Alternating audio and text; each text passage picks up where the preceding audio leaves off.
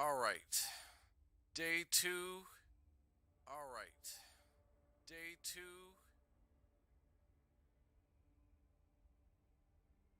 of YouTube and day one of Kick in the midst of my transitioning out of out of in the midst of my transitioning out of Twitch, cuz Twitch doesn't know what it wants to do. They don't know what they want to be. What's up, lady?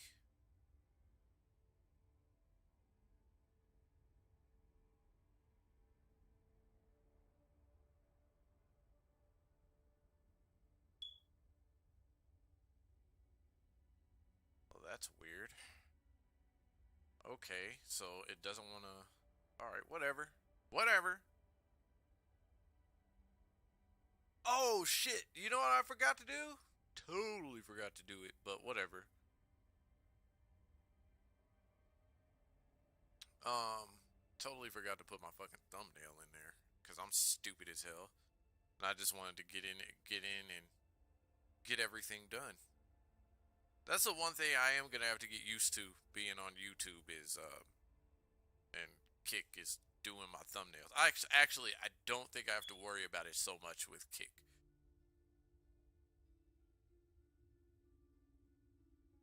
I think Kick, I will be relatively okay. But essentially, this is just a brand new start. That's what this is. It's a brand new start to moving from Twitch and actually getting on multiple platforms. Because let me tell you, it is not worth sitting on one platform all day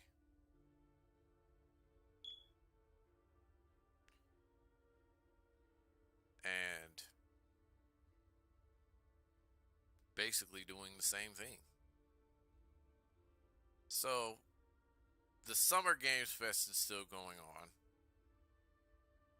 And we're going to run through some Diablo, of course, because I've actually been having more fun with it since they did the, what is it that they did? They did the update for it. So now areas populate faster now, seamlessly, actually, at the moment. So I don't have to worry about any of the extra stuff. We can just get into the next area, bad guys swarm you, all the little NPCs come out, all that good jazz.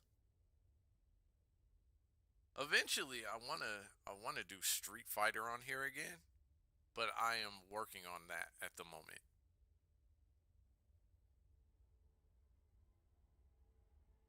I am currently working on something for Street Fighter at the moment, so I am not planning on doing anything with that. Where am I at? I think there's a oh, that's what it is. So I think in the next couple of hours there's gonna be a extra Xbox showcase, and I don't know what they're gonna show in that Xbox showcase. I have no idea. Um, I still have a lot to say about it because there was quite a bit. There's quite a bit to talk about there. There's quite a bit to talk about with the Capcom and the Ubisoft showing yesterday. Ugh. Which just for short purposes is actually is actually a little underwhelming. It was extremely underwhelming. But I will get into what makes that underwhelming.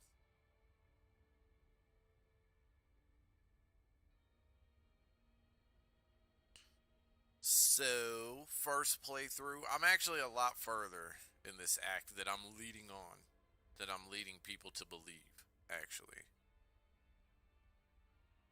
So, well, I gotta reconnect.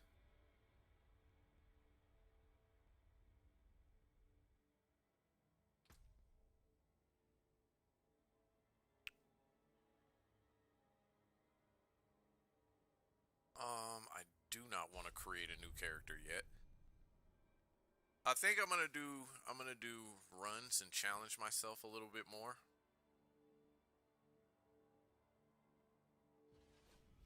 I don't even remember where I'm at. I have absolutely. Oh, this is where I'm at. Wait. So I have to go this far.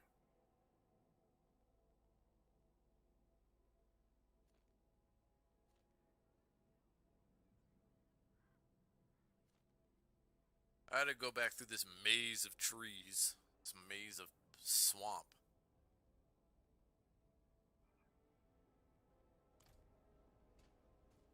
And I am horrible, and I always have been, at reading these maps.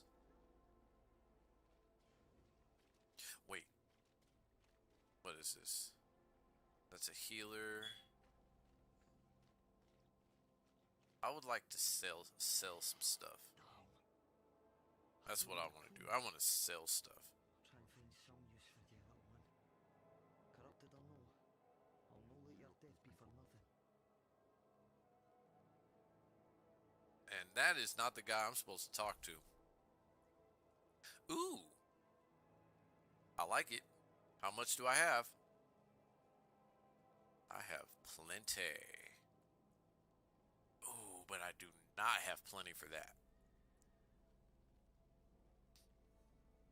Oh, I don't have space. Let me sell stuff. What do I want to sell though? Because I kind of want to keep this.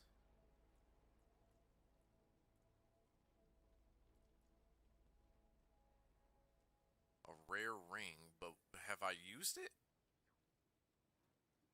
Yeah, let's screw it. Let's sell it. Cannot be sold. Wait, why can't this be sold? Is this a... This must be like a quest item or something. Let's see. Sell this. Those aren't worth anything until I do some gym building. What is this? Value of 8. Sell that.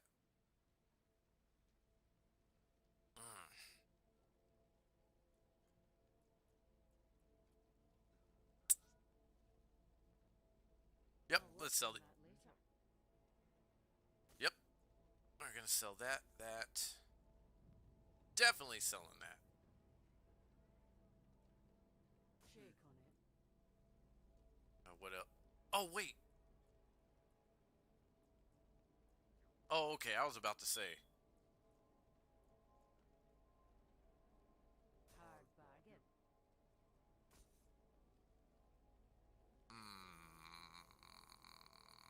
Yep.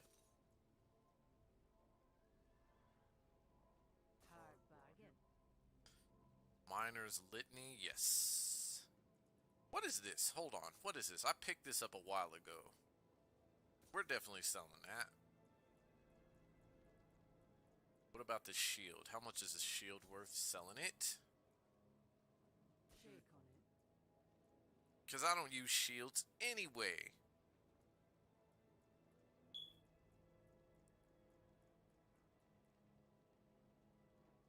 War Destroyer.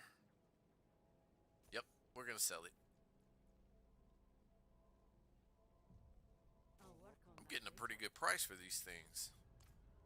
It's simple. I don't know why I Go exited down, out. live longer. And that left me with 40,000.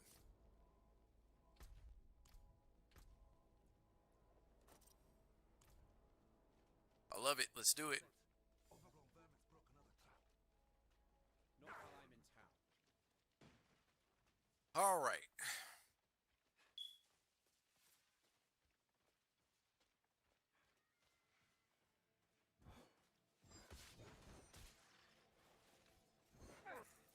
So what am I supposed to be doing? Stemming the flow, return to Nefane.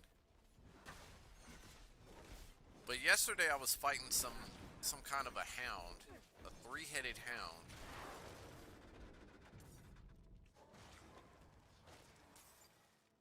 And it left. It just ran.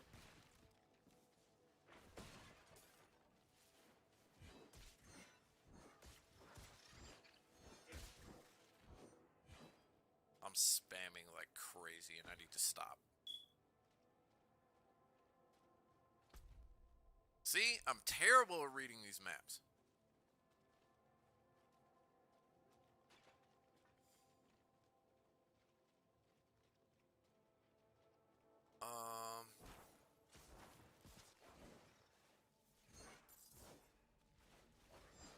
See, and then I get nervous, so I start swinging at my own armies. That's why I spam a lot.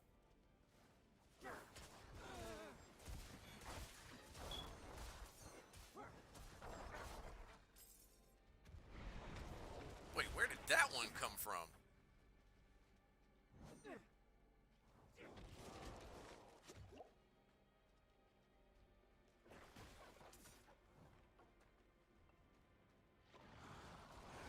Oh, that's why. They're jumping out of the trees. They're jumping out of nowhere.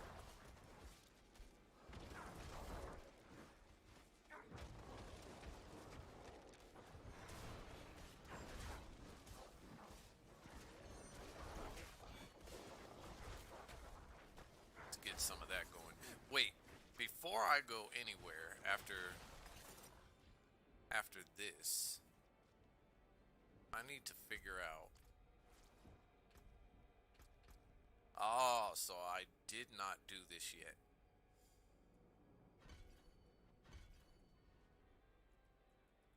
Wait, what is this? Let's see what this does. To deliver powerful attacks. A blood lance.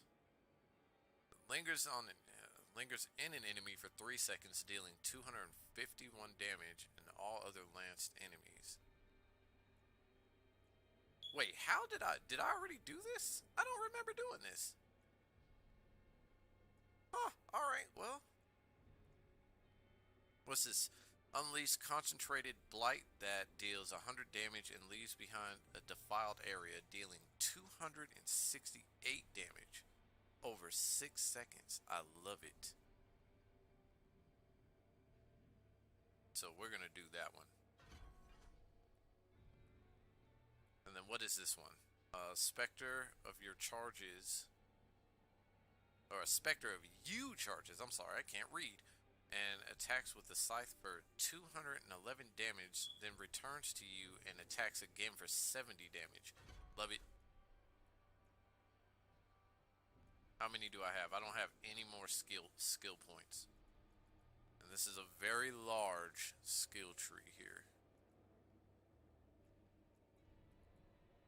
So I guess I'm gonna start with the core stuff and then work my way out as we progress. I have no idea how long this story is, mind you.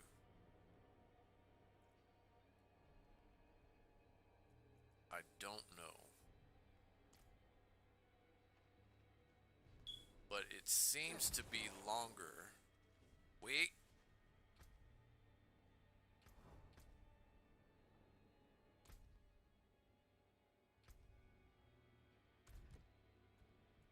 Okay.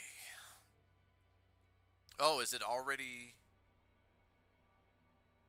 I think it's already equipped. One of these moves is already equipped. What is this one? Blight? Let's try it.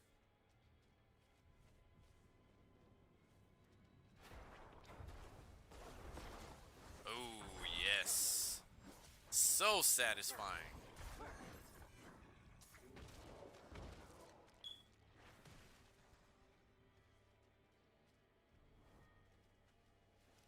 I apologize too if you hear like construction going on in the background.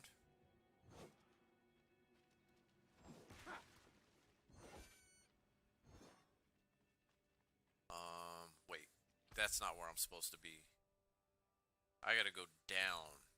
Crap.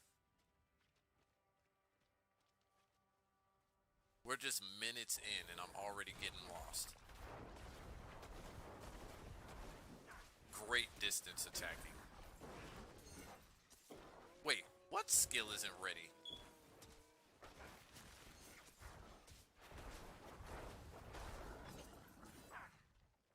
Yeah, that's preventing me from taking a lot of damage that I don't need to take.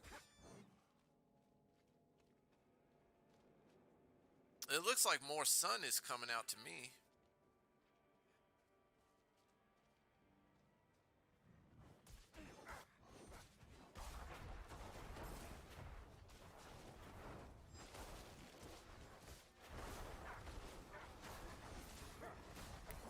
That's what it looks like to me.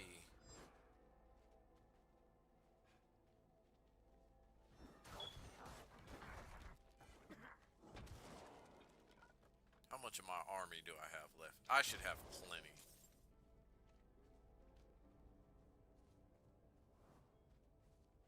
Am I even going the right way? Oh, okay. I guess I am. Wow, why is that one not attacking me? Okay, never mind. I spoke way too soon. Oh, you were talking about in the game. My bad.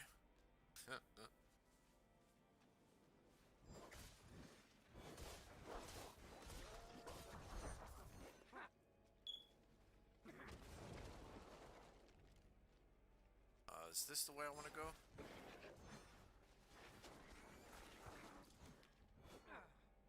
See? Spamming. Wait, why does this look like this?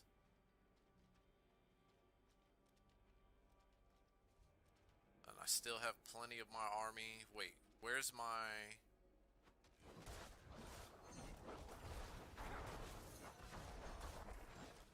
Damn, I love this blight attack.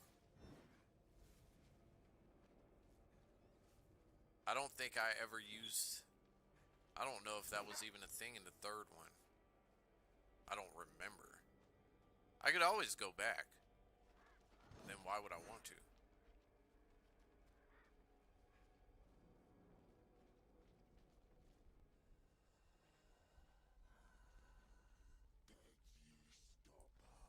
No, she was already gone. And I fear she has taken a piece of you with her. A beast born. Yeah, no kidding. This guy is cut in half.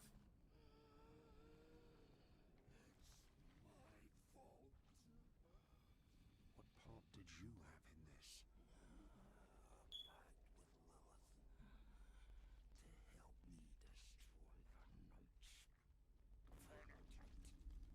In return for what?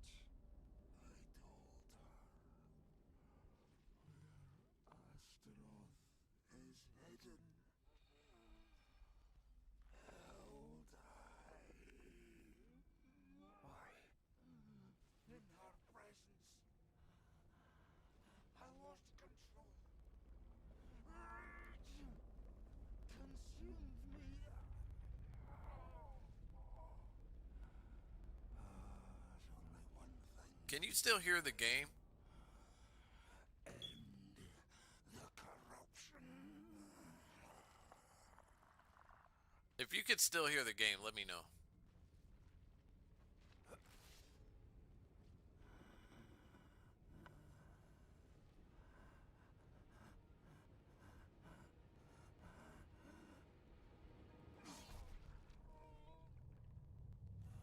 Damn.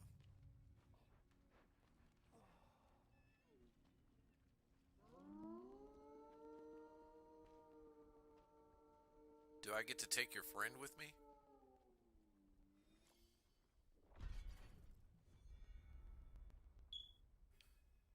Okay. Oh, okay. Never mind.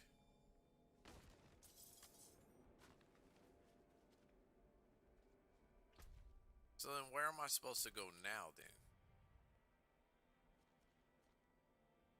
I guess. Wait, what is this? Encroaching shadows.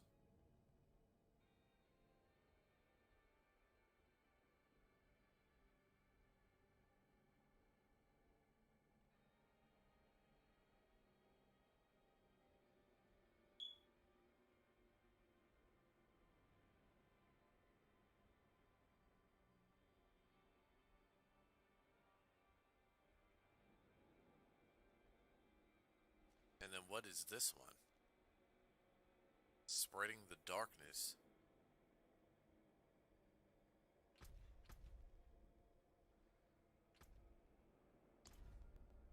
Why haven't I been claiming my rewards? Seriously. Can you hear the game?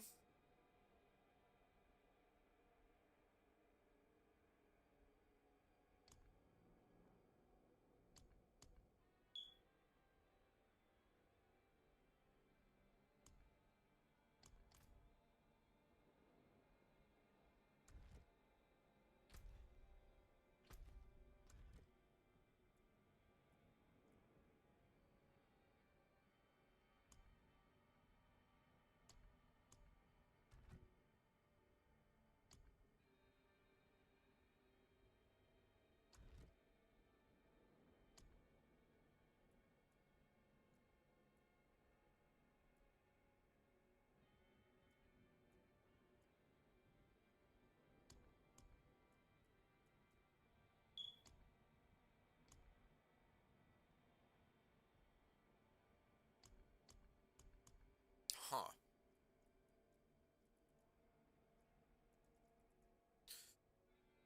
I could do side quests, but I'll save that for my next go around.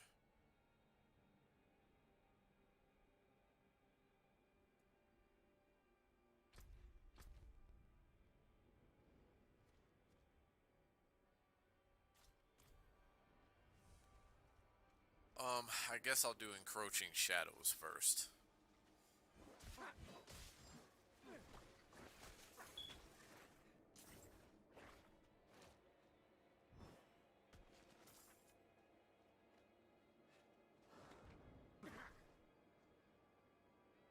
Get down.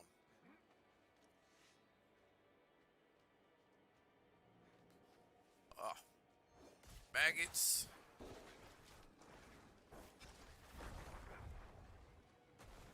Oof. Had to get rid of that firewalker though. Whoa!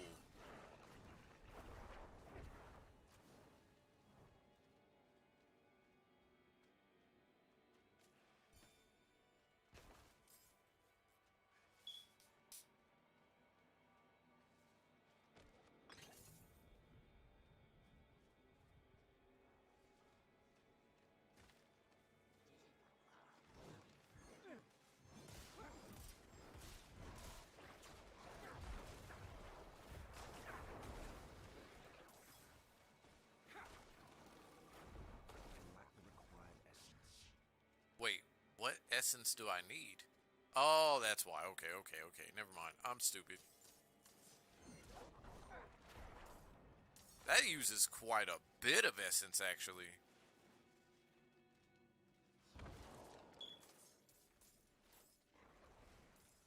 Wait, what are you fighting?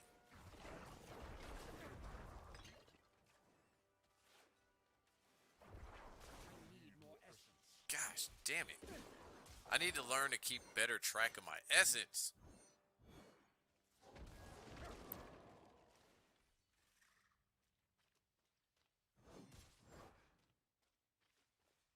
I wonder if I get a trophy for that, for slaying snakes. I'm low on essence.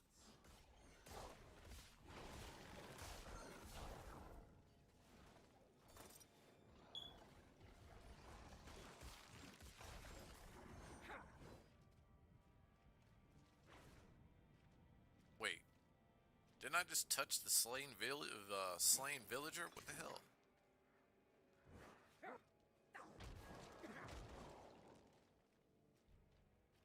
Guess he didn't have anything.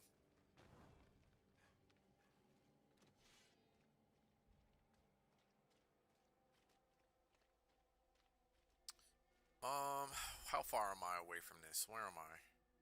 Oh, this is gonna be a long travel if I do this. If I do that, I'm gonna be traveling for quite some time.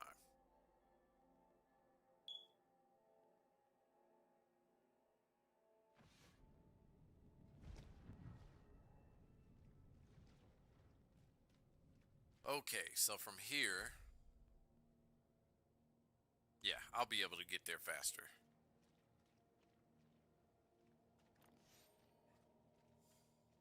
Yes, I get it. I don't need that portal anymore. Definitely don't need that portal anymore.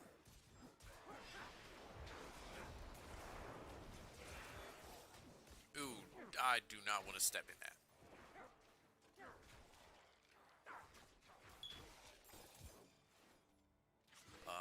Let's take the Outsider's gloves, and then I'll explore it a little bit.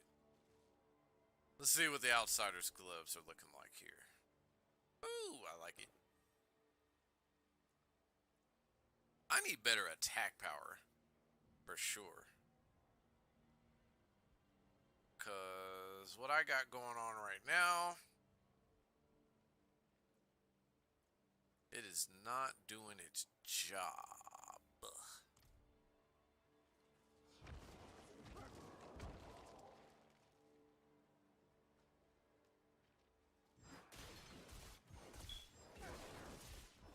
Oh, let me back up. Backing up. Yeah. Since I got this blight, I've been killing things a lot faster. Do I need it? No. Definitely don't need it. Whoop!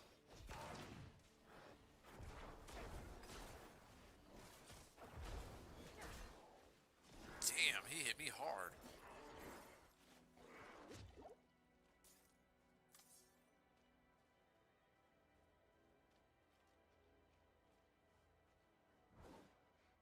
Oh, I was really about to attack that guy. I guess that's kind of my thing with this game. Like, you just never know what's going to come out from around the corner. And so I just start swinging. Like this guy. What is this guy doing? He was just sliding along. He slid into riding a horse.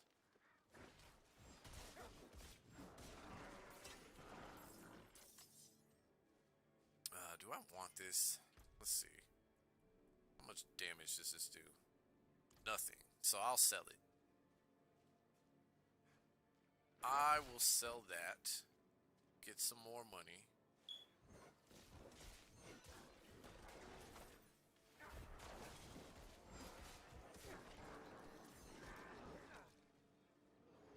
Blight is not meant to be used but one or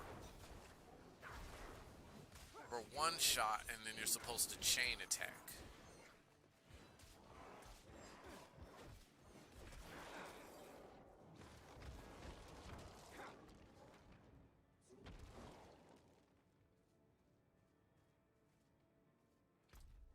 Damn, where am I? Well, I'm in the right spot. Just not going in the right direction. Damn it, my aim is trash.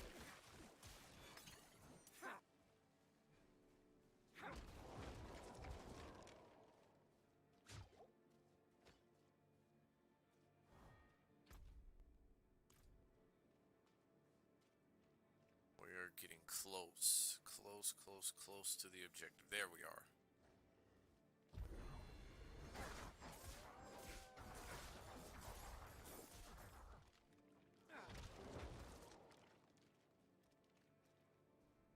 I do not need to raise anybody else.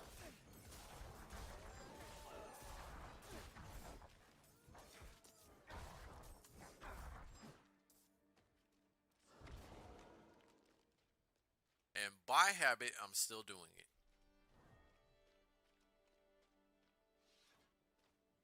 Wait, so search for evidence of Lilith? Like grass in the wind when the spirits arrive.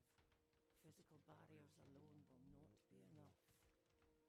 Is this a... Talismans and dirt scrolling will give the dead greater pause. Okay, so this is the person I'm supposed to be You interacting picked with. a fine time to visit Braestag, Wanderer. The white stones are singing. Hearts are pounding. Sweet music for a red day. Donan sent me. At least you're not another night penitent. At least, it is us who will protect this village with our lives. Let it be. There is an ominous fog uphill. Mad spirits emerge from it. They'll be here shortly. Are you here to help us ward them off? I seek a demon who passed through. So, that's what it was. Well, this day keeps getting better, doesn't it? The demon went uphill to Erida's domain. But unless you want to join the spirits, I wouldn't go there. It's best you stay with us. I can lead you to Erida. Out of the question. I'll be safe. Donan puts his trust in this traveler. So shall we all. Tell me when you're ready to move. Mind what lurks in the fog, and return as soon as you can. Wait, who am I interacting with? This guy? The roads are thick with fog, so the fastest route to the hills is east, through the Weeping Cairns.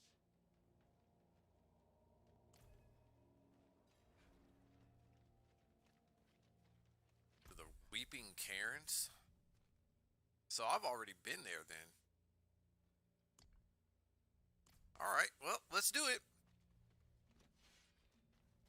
You look like someone who's seen the world. Hope I can do the same one day. What's holding you back? My father. Oh, You see how he is. going the wrong way. I need to persuade him just to let me leave the bloody keep.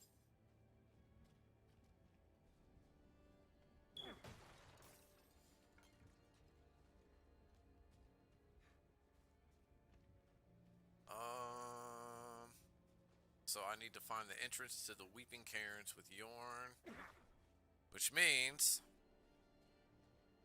there is definitely about to be an extremely hard boss fight in there, or an extremely long one, I should say.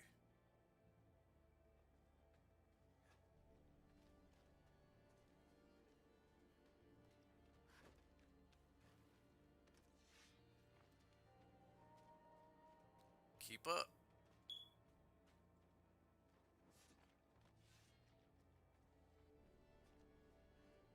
I'm gonna run into stuff trying to pay attention to this map. That's the entrance. Oh, this is the entrance. Wait, Convenient. why is the passage blocked? Because it's not meant to just be opened. It's sealed, but there's writing. They look like old druid runes. The Song of Wind, the Howl of... Oh no, they're coming. Hurry. All right.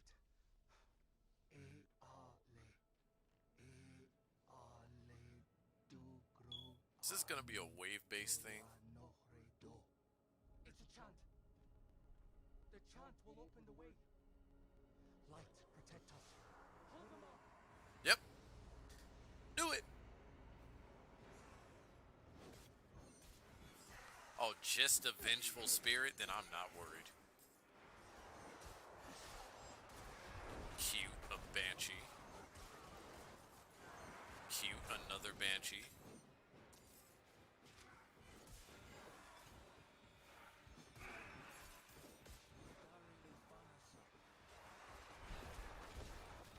I'm not inviting them.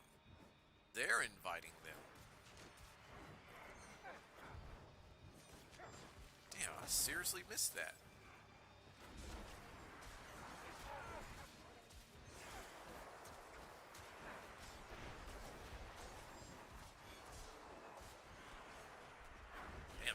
damage on this blight though is crazy.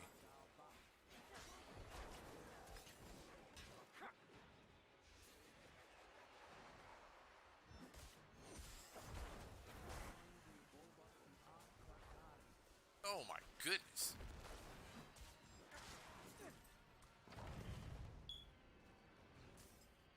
It worked. Something's rousing the Well, that was fast. We should make haste within. My face is not fast. My face is actually quite slow. Huh? I know. I'm mad. I was just stating a fact. My face is slow.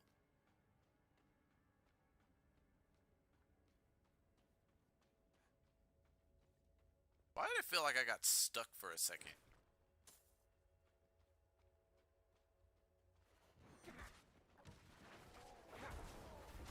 Oh no.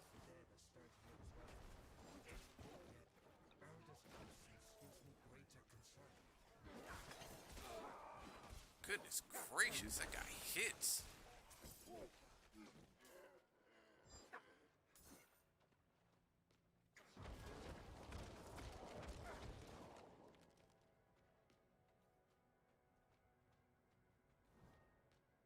And what is this? This almost looks like the area from the beginning trailer, actually. Only through the stories he told. Erida would not have barred the path of the dead like this. The spirits should be free to roam within the earth. Lilith. Strange. The door is locked with an earthen seal. What was it my father said about this? Wardstones, that's it. If you bring me one from the nearby cairns, I think I can open the way.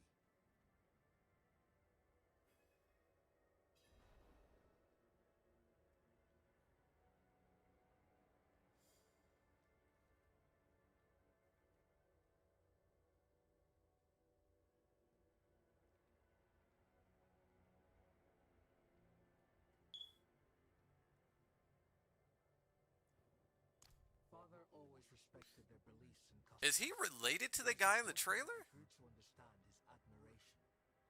Whenever he talks about coming here to meet Oh, never mind. He's I not. saw a light in his eyes that rivaled any fire. The two were close, though I think time has seen them drift apart. No, but this was her land. She was something of a scholar, preserved local customs and rituals. She passed when I was young, and, well, most of what I know about her is through her writings. Okay. Maybe they're distant cousins? Well, I mean, that would be an interesting deal, wouldn't it? If they were actually... a crucial object is missing. So then what is the object then? Well, it's obviously, it might be behind this door.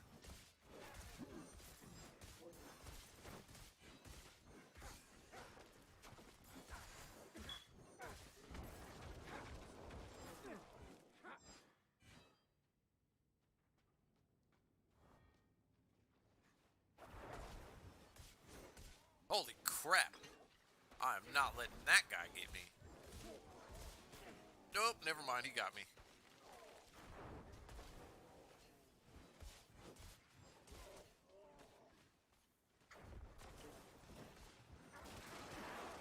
Goodness gracious, these guys, these bloated corpse fiends are like crazy strong.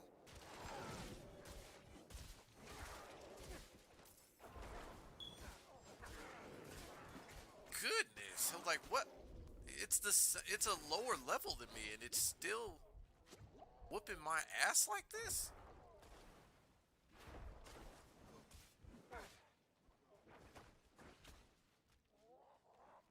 I need a good crucial hit on this thing.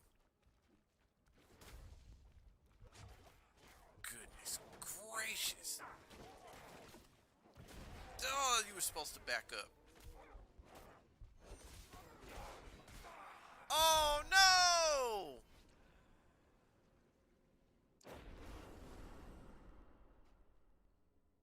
I for real got killed by such a weak enemy.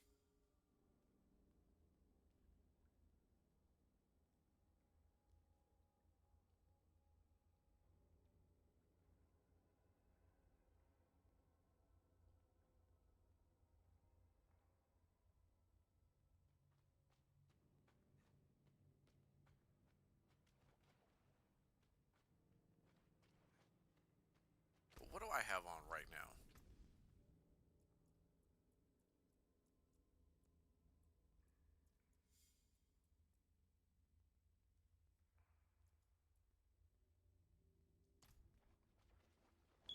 These Strider shoes are probably going to be way stronger. No, they're not. Wow. I'm actually shocked by that.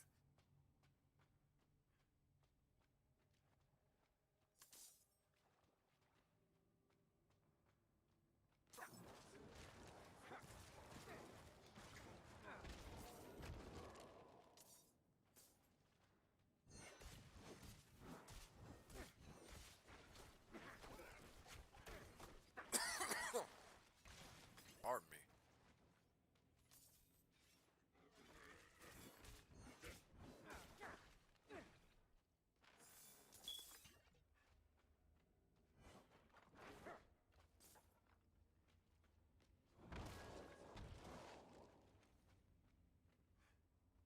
My life is already filled.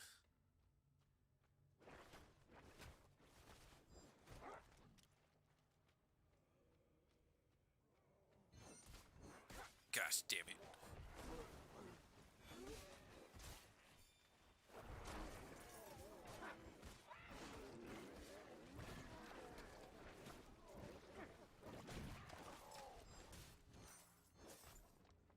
What is that? Crude sapphire? Nice. Whoa.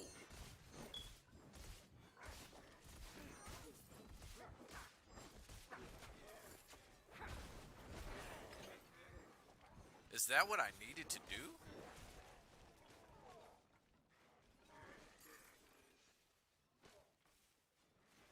Yeah, I'll just let you all. Ow.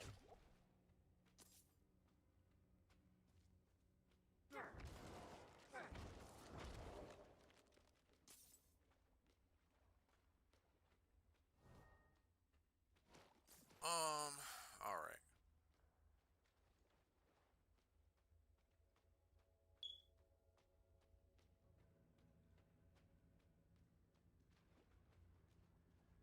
Wait, because I'm looking at this showcase time, and I think it's gonna be at like 11 my time.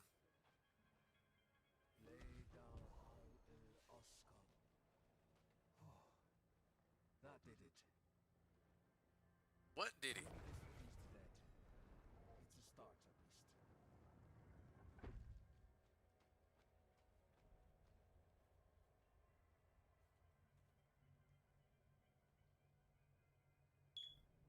Yeah, I'm looking at this.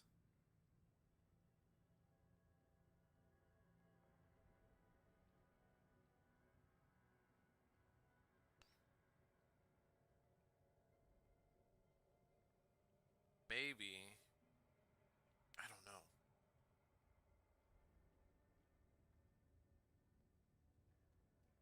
Wait, is it really 10:30? It's scheduled for 10:30?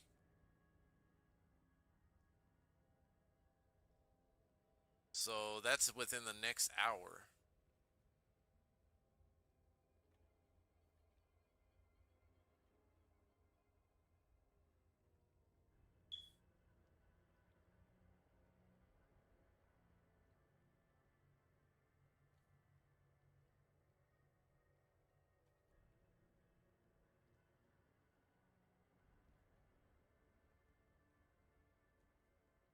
I don't need to be notified if I'm staying in here. Screw it.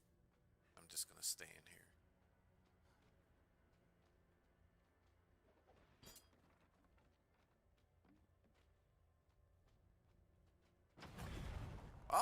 So the door's just open now. Lilith's been here. Yep, Something because it written is on too both. quiet.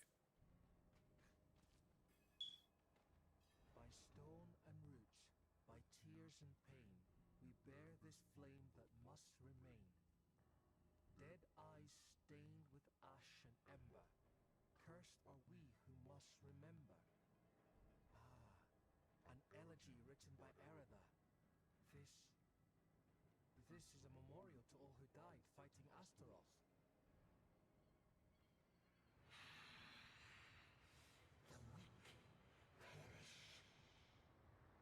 Oh, they're gonna send more of this crap out at me, huh?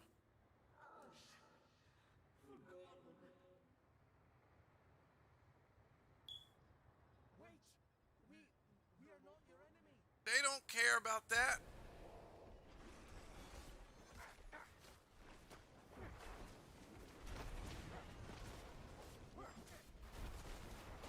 Holy crap, this thing is strong.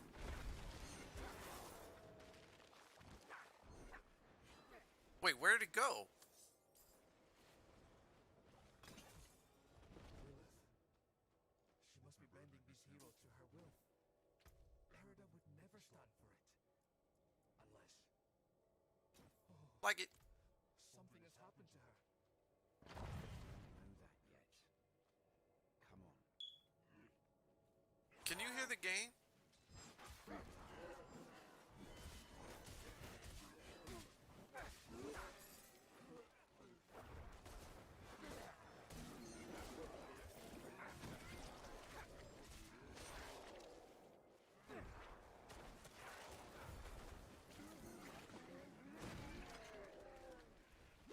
I am not foolish enough to step in that again.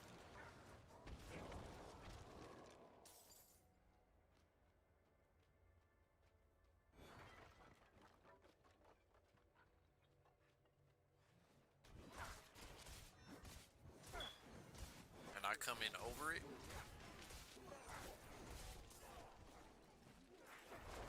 Sweet. So one thing, like chats and YouTube are like ultra delayed. I'll take it though, cause it was the same thing with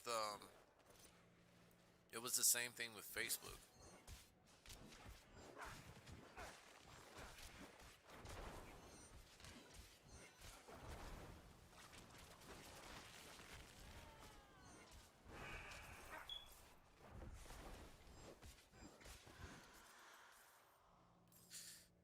Yeah, it's just too bad they're messing up their own platform, right? This must be the cairn of the elders. So much defiled.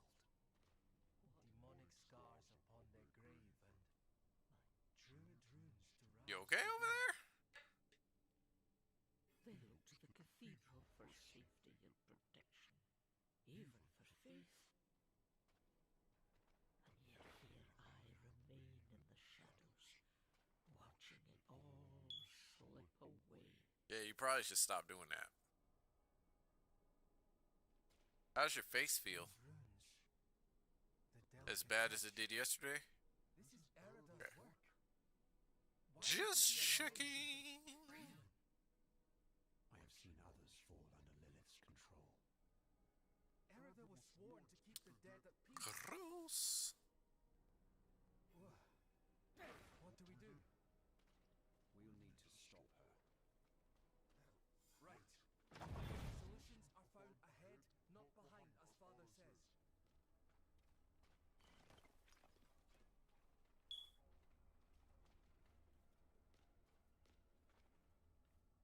That's not your eye socket. That's your temple, isn't it? Uh-huh.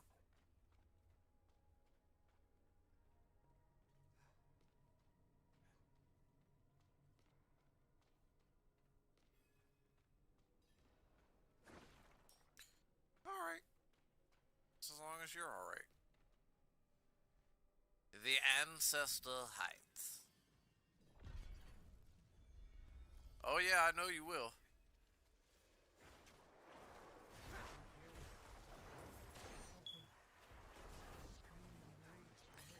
been letting me know for the last few days. So I beg to differ. I'd say last week was the worst. Where it woke you up out of a dead sleep.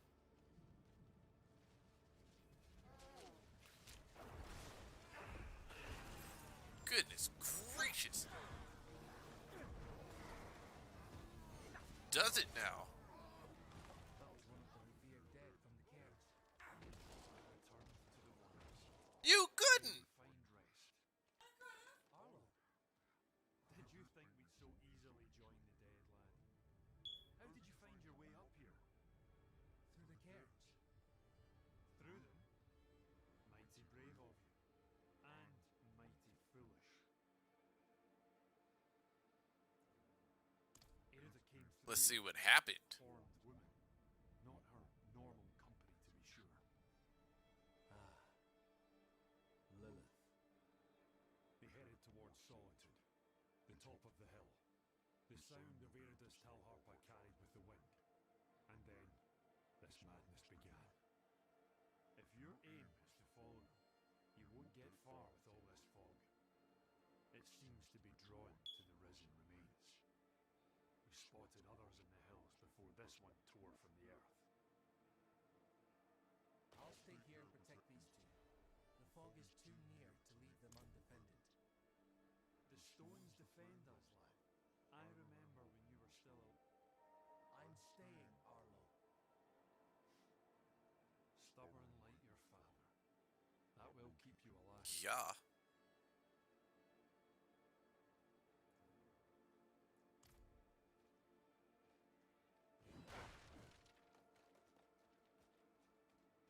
Alright, so I need to find and destroy the resin remains.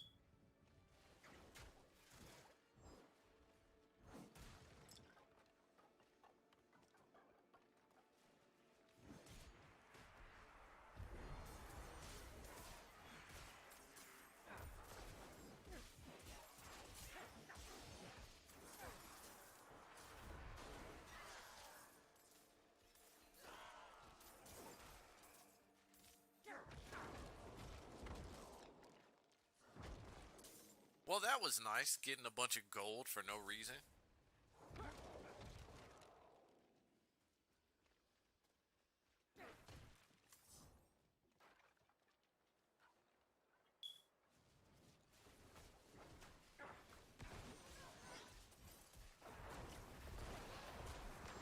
Oh, that's an elite. Nice.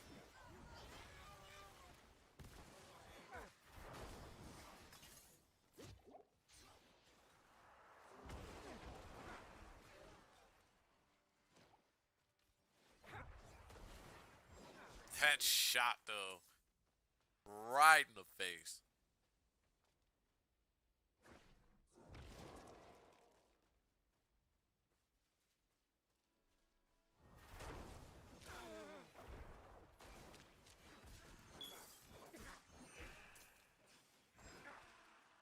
If I keep getting me some gold out of you all.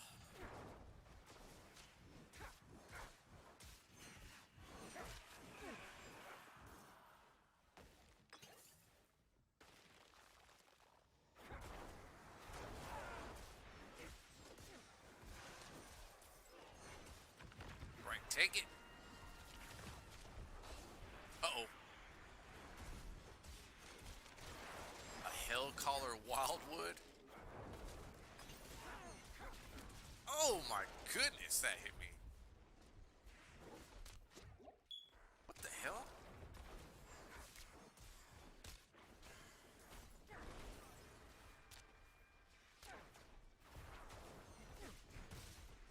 Oh my gosh.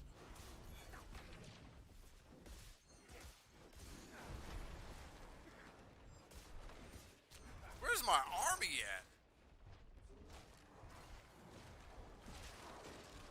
That's why I'm over here getting my ass stomped, because I don't have my armies on.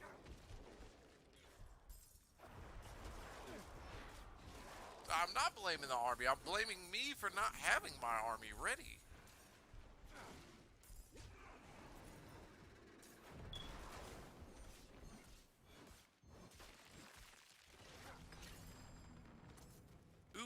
cathedral crest.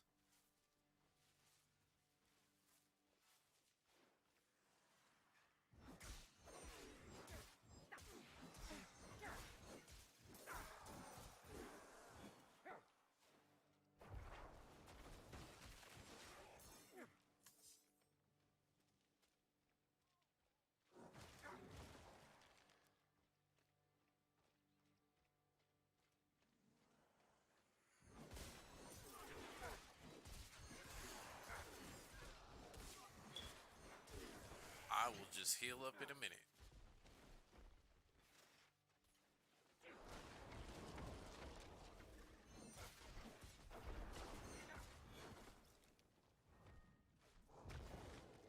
That's right, Wildwood.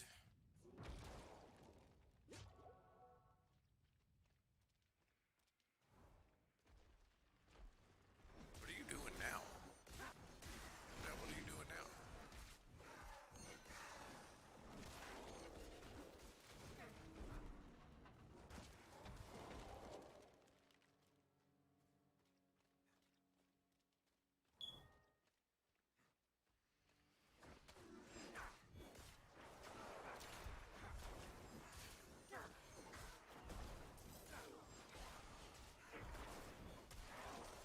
That better not be another hell caller. Ugh.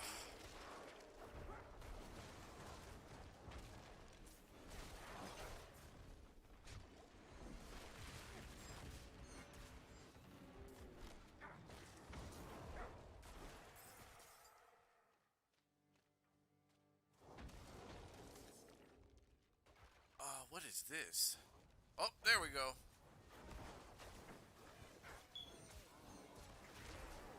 Ball is spinning now. I should check on your end. Watch, they've all been attacked because the stones didn't actually protect them.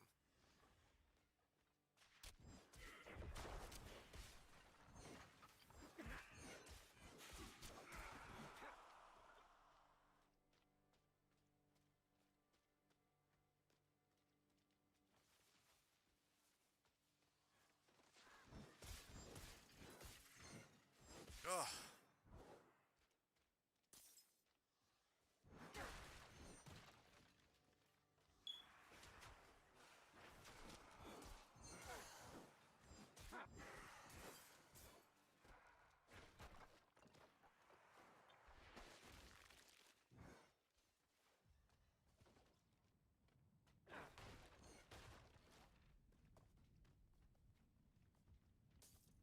The roads are clear now. We need to get to Braystack. It's safer there. We've lasted this long. Cute. Survived worse. You've been fortunate.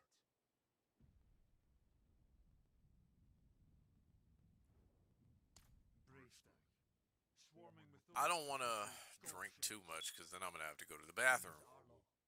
Just for now. Maybe we should go with him, Dad. Well, the ale would be welcome. I will deal with Erida and Lilith. See them safely to Braystack. I will. Thank you.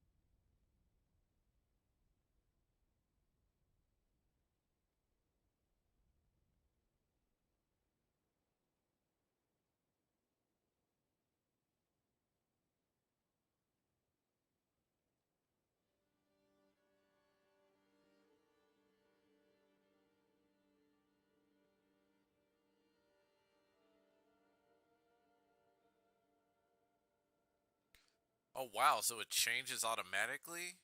Oh, that's dope. What's in here? Erida came for a visit. Dad gave her salt and water. She thanked him, then went on her way. I wanted to go with, help her sing to the dead, but Dad didn't let me. Said that we share the hills with the druid, but her work is not our work.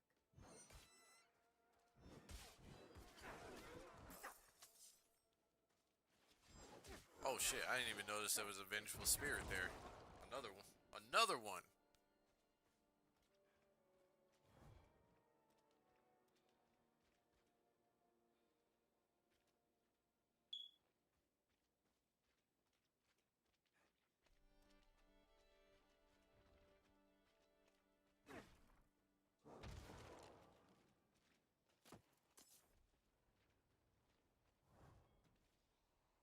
Ugh. Ears itch.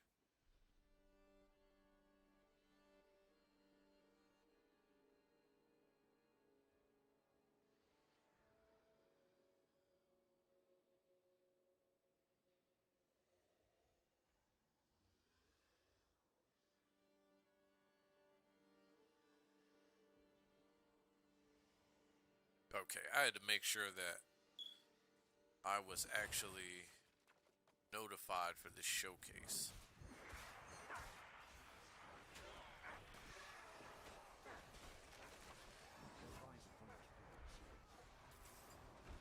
Wait, what is...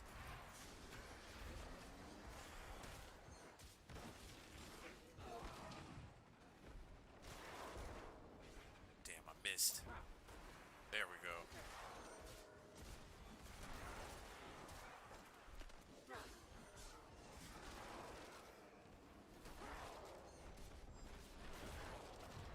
Damn, I keep missing.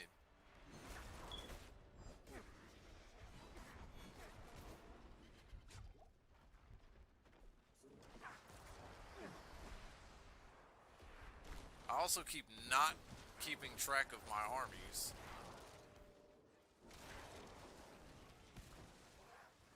Holy crap!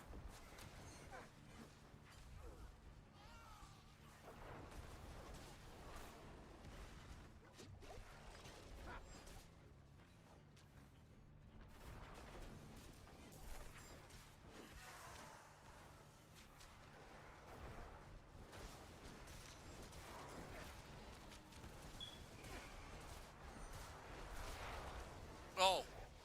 There's still one over here.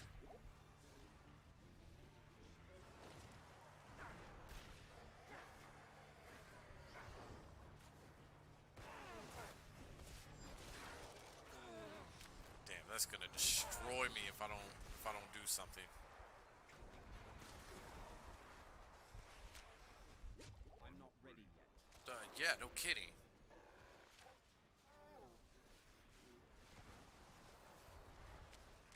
Wait, but what's protecting them still? Is that still that stupid,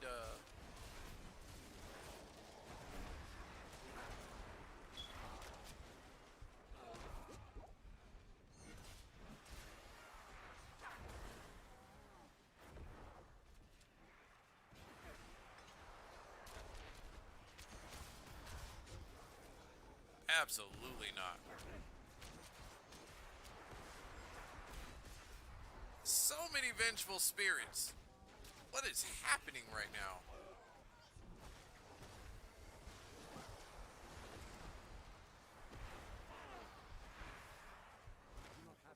Oh my gosh, I'm gonna die.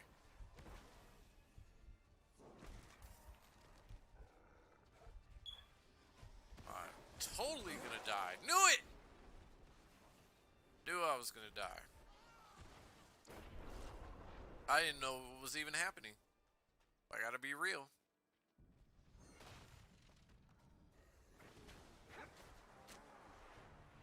Oh, and I don't have an army.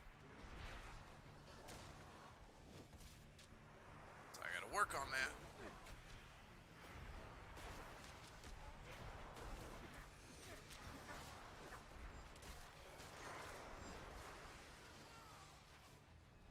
Yeah, I'm definitely gonna die here.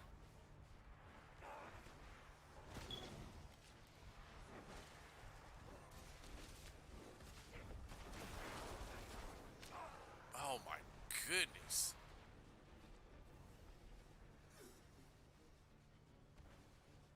Alright, I gotta do something.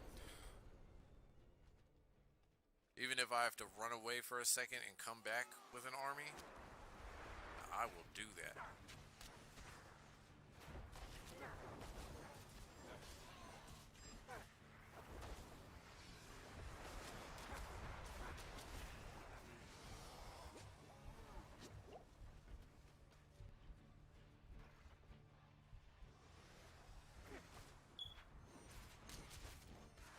Something is better than nothing. Let's do it.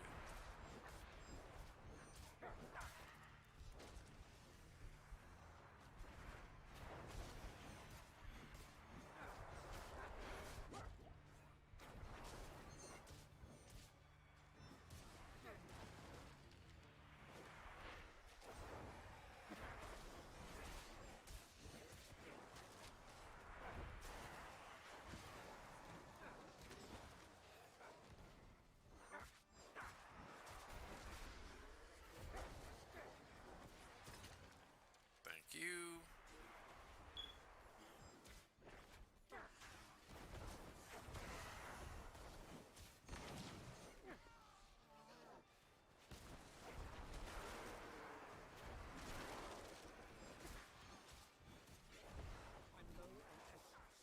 I am low on a lot of things.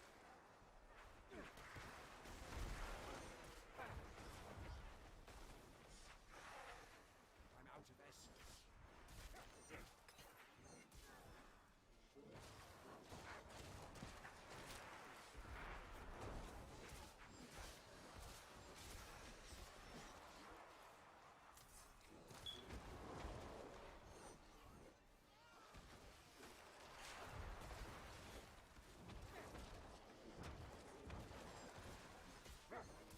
Can we turn the tides? I think we can.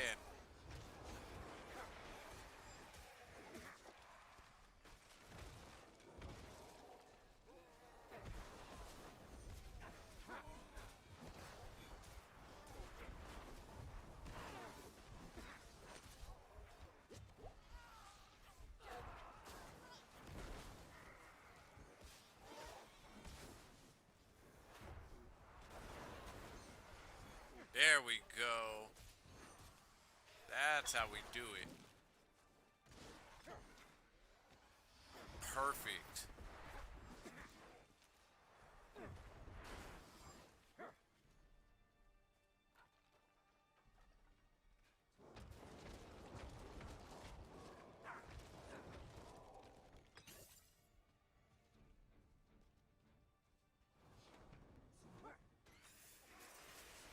Oh, what? Oh, it's a good thing I didn't open that before.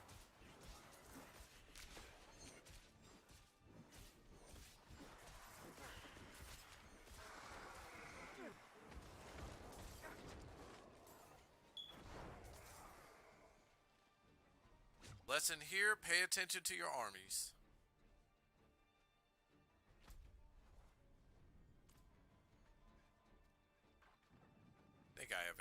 I think everybody is in attendance. Have you seen the signs,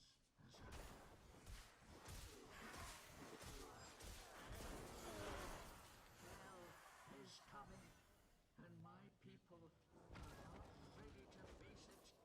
Not yet. You are already strong. Come forward. That's right. Step into the blight.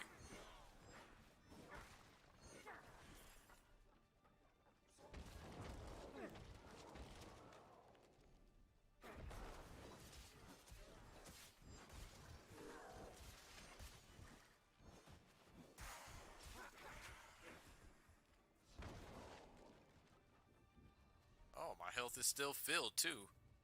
Surprise, surprise. All right.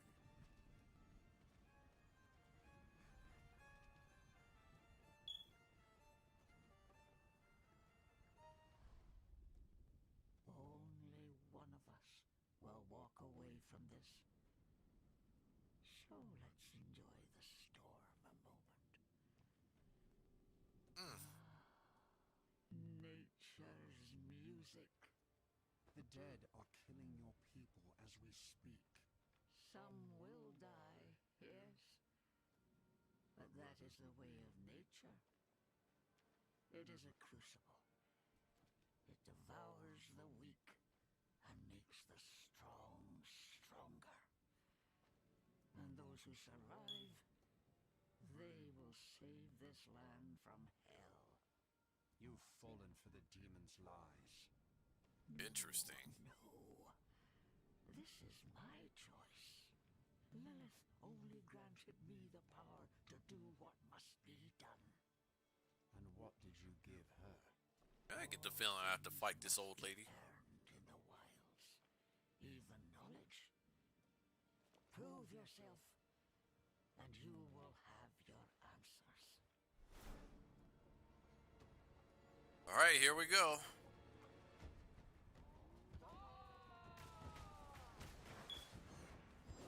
Now, what is she immune to? Hold on.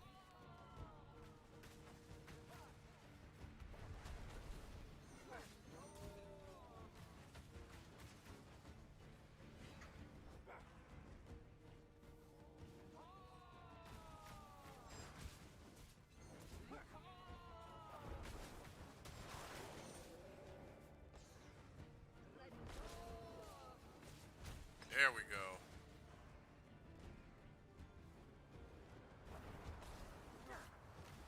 Oh, crap.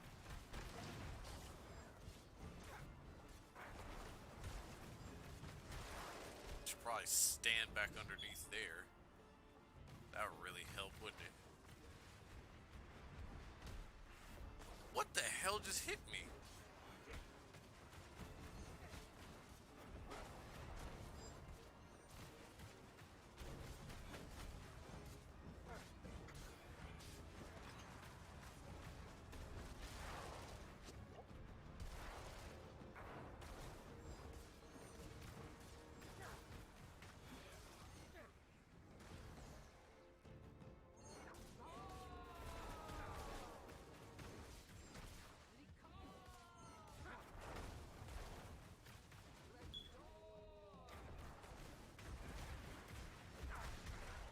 Whoa! Goodness gracious, seriously, I just healed.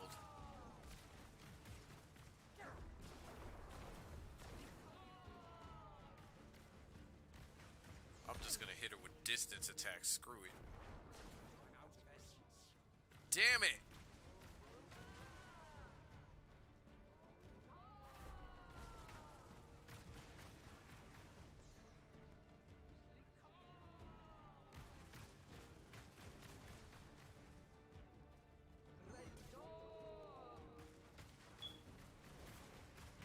Oh, she's immune.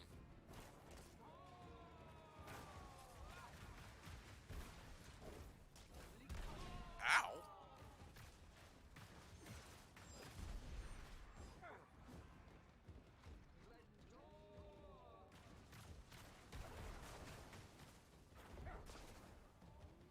I won't use it so much, like I have been.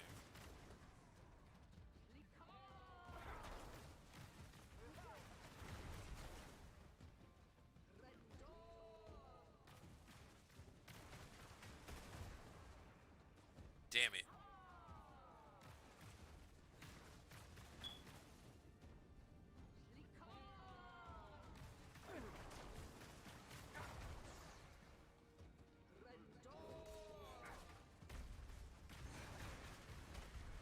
Oh, I need more essence. I need more essence and I need to heal.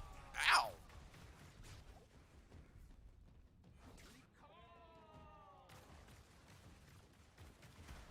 Really about tired of you calling storms on me.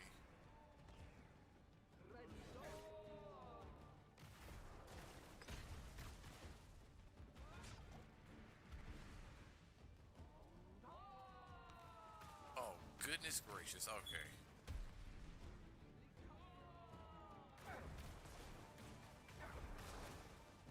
Jeez, man. This lady.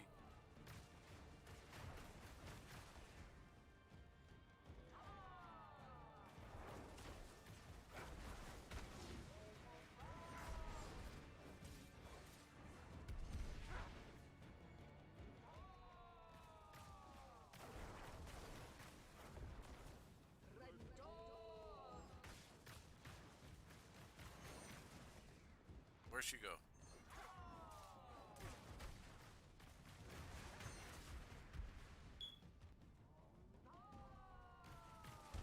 Oh, really?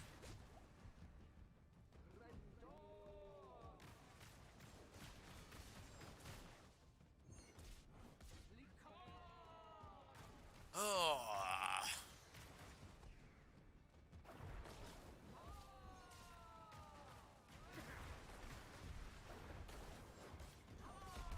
Gosh, damn, that hits hard.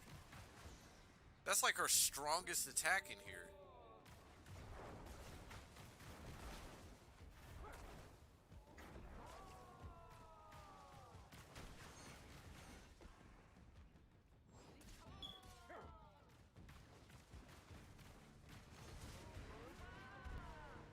Nope, not this time.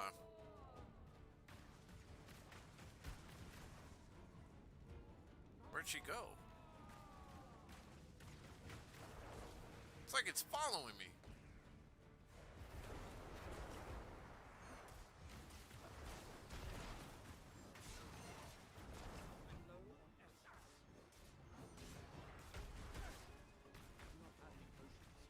Gosh, damn it.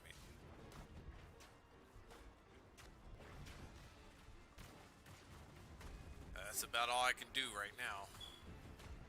If I want to heal. Nope. Oh, we're not doing that. Oh, she is calling all kinds of crap on me.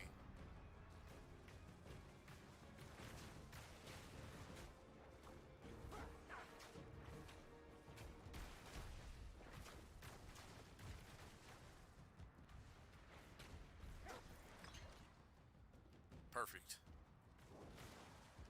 And my armies can be reborn!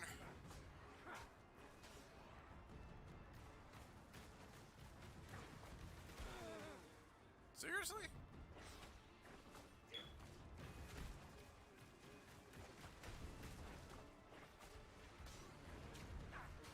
It's like she knows exactly where I'm gonna be at before I even move. Oh, you suck.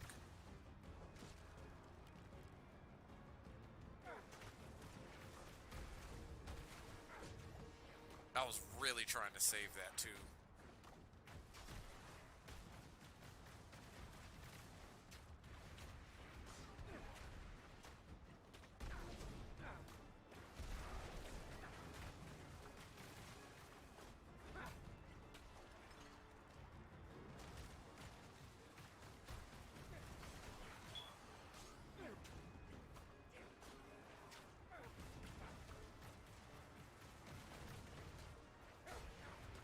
Oh, crap.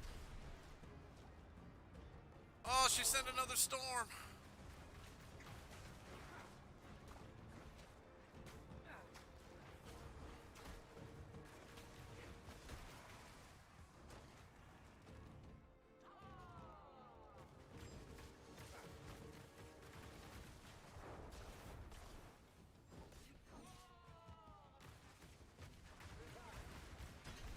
Thank you. Oh, come on. Really? Oh. And she's just blowing away my skeletons because, well, you know. Where'd she go?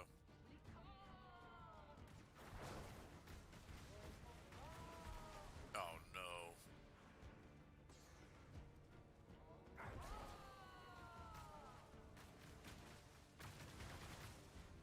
Goodness gracious, our storms are getting faster.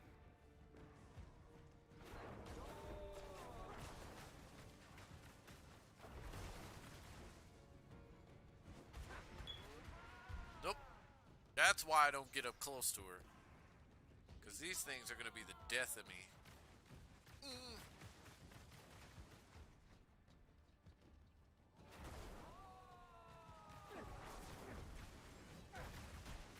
Damn, she... Nope. Gotta run. Gotta have patience. Ow! Oh, wow. Okay.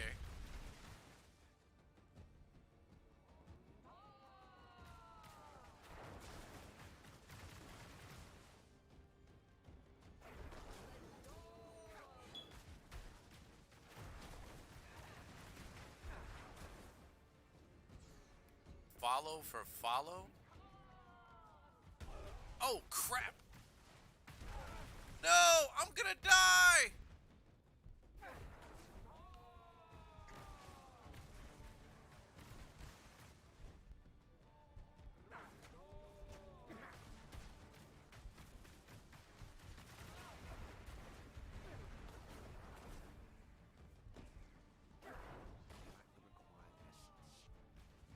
Oh, yeah.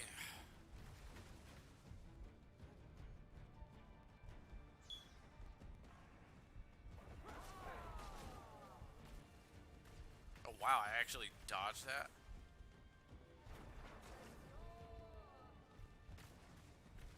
Oh, and she sent more. If I get hit by one of those, then I'm gonna die.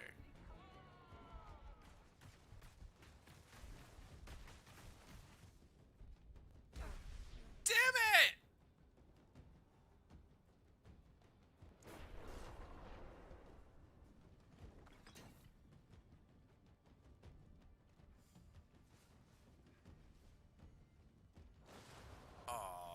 Oh, I get my army back.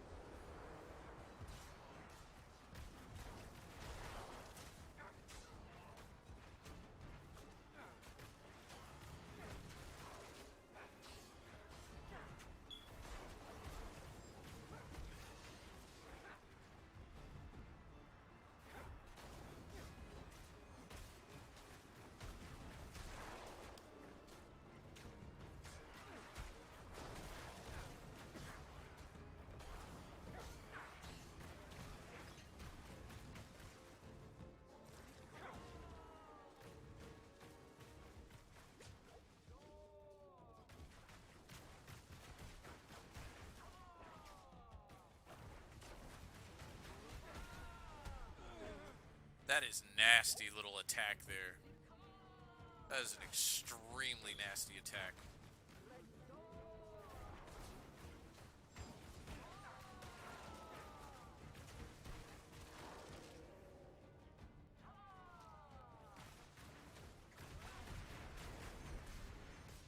Ooh!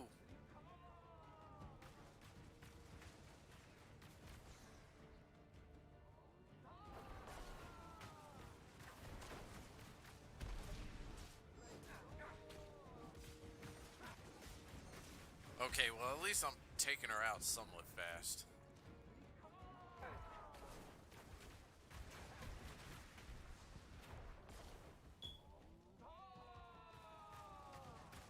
And still managing to deal damage too, so...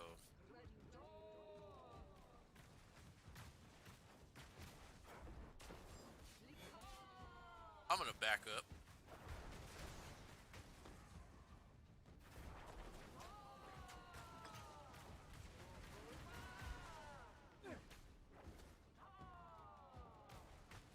I'm not gonna lie, I'm a little tired of that chant by now.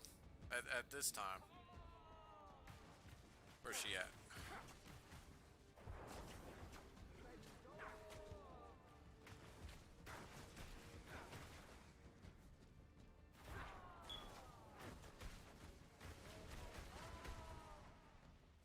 Crap. Oh, if that hits me.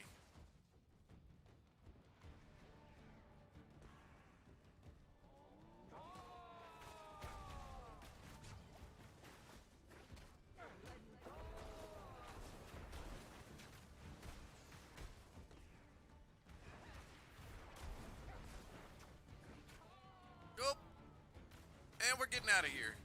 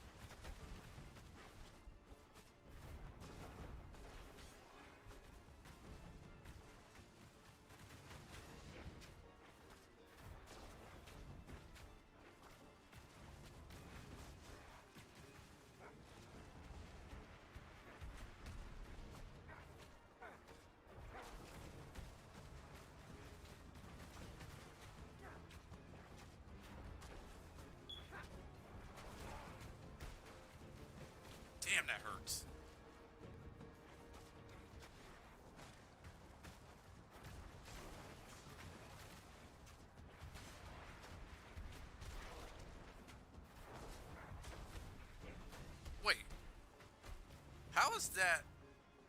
She can do it over there too?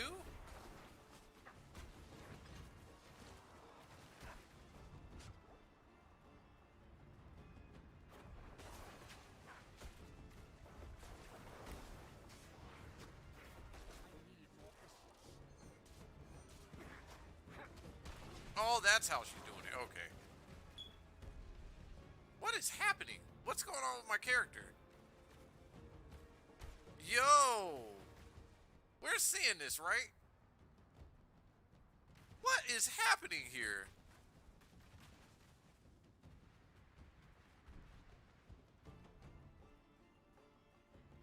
Goodness gracious.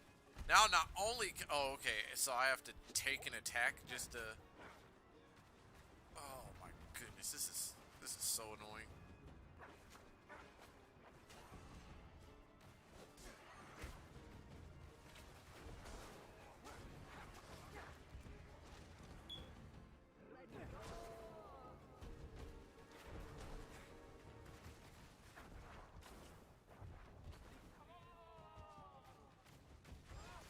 We're getting closer to that last phase. There we go.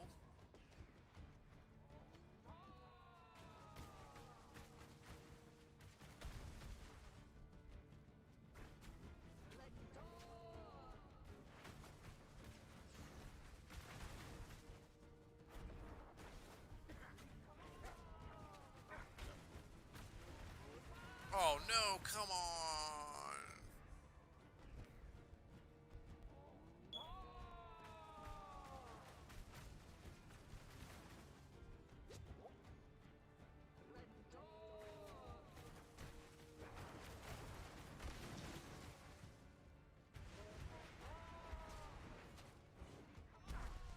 Gosh damn it, I thought my shield would be up longer than that. Oh! Really getting tired of hearing her chant.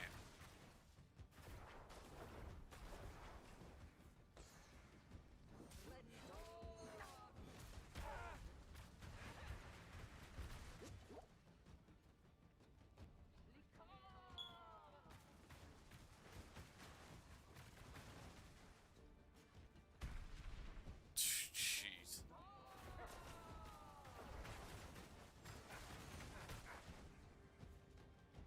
Where'd she go? I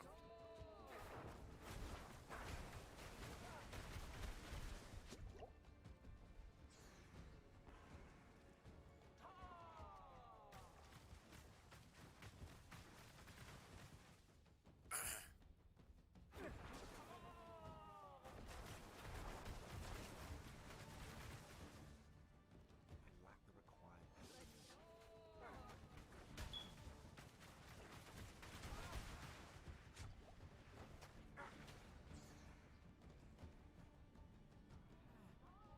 Goodness gracious, I'm running around this dude. Crazy.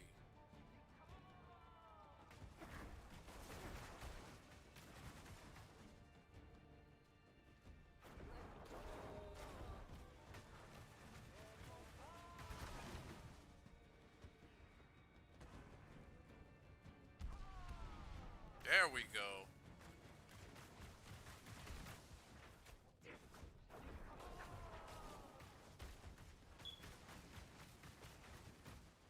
Where'd she go? Right here?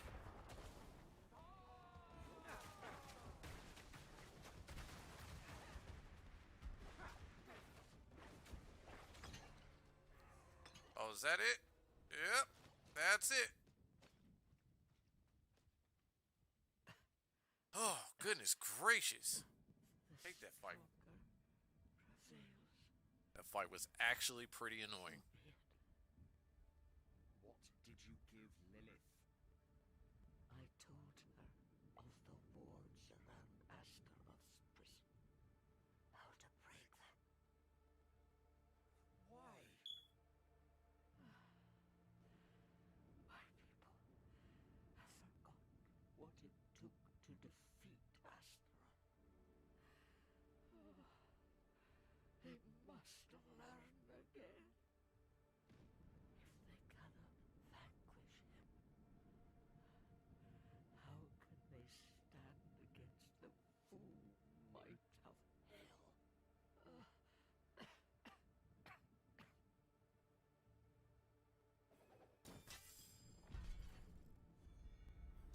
goddamn time. Alright. So let's see what we got.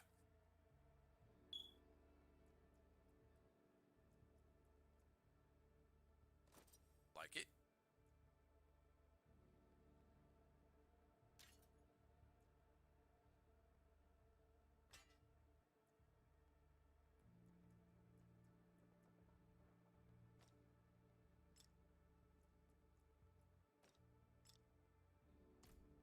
There we go.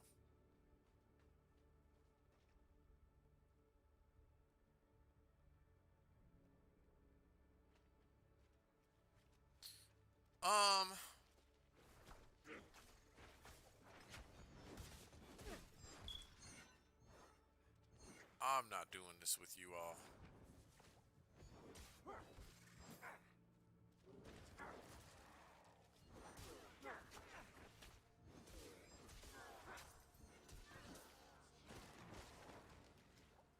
And now that I know my armies aren't going to last very long.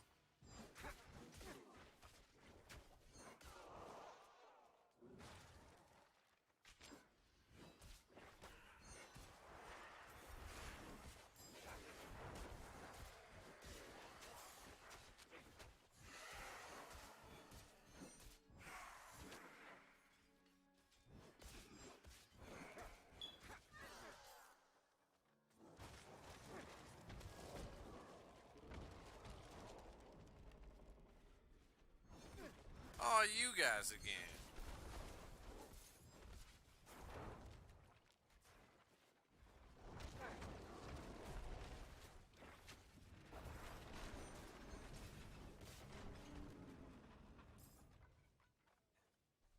So what am I supposed to do now? Speak with Yorin?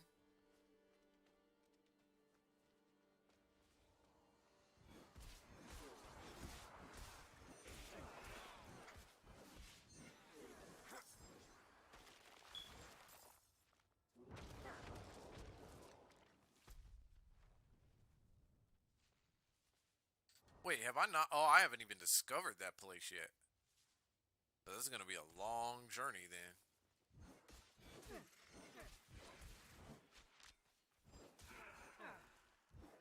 Oh, we got 21 more minutes till this showcase happens. And I'm interested to see what Microsoft is going to pull out of their ass. Wait, what skill is not ready?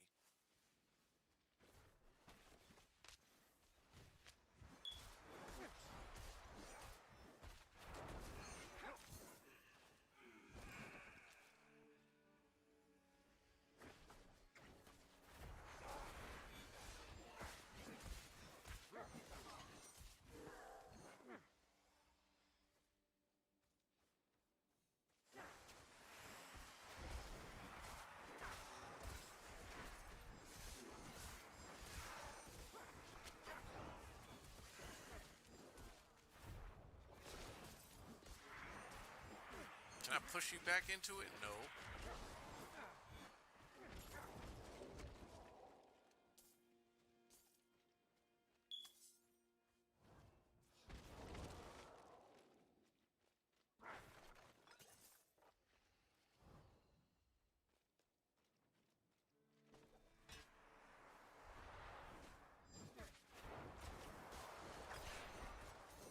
You are not going to make it in this fight.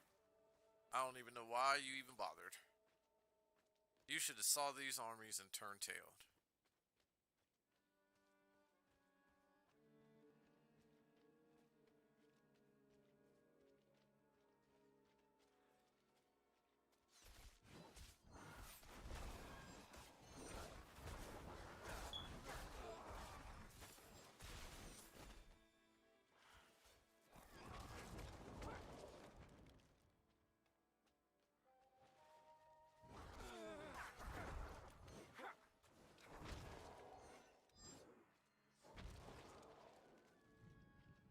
Damn, how far away am I? Oh, I'm not that far.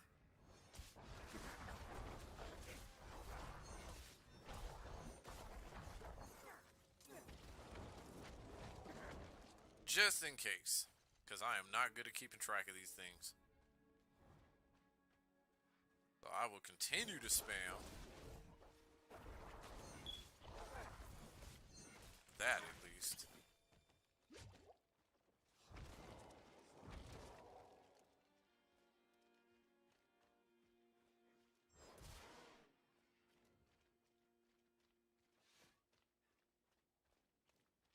Alright, here we go. Now that I've discovered it, can I open the portal? Can. Sweet. And she is at peace now. I hope. I never thought it would turn out like this. Heroism Ugh. and sacrifice are often entwined in the course of fate. My mother's words. I must tell Father what has happened. What Lilith has done. We cannot let her destroy anything else. Alright, so what's the next? What's the next mission? Wait, wasn't there another waypoint somewhere? I guess not. Buried secrets. So we'll travel here. I am gonna use the bathroom.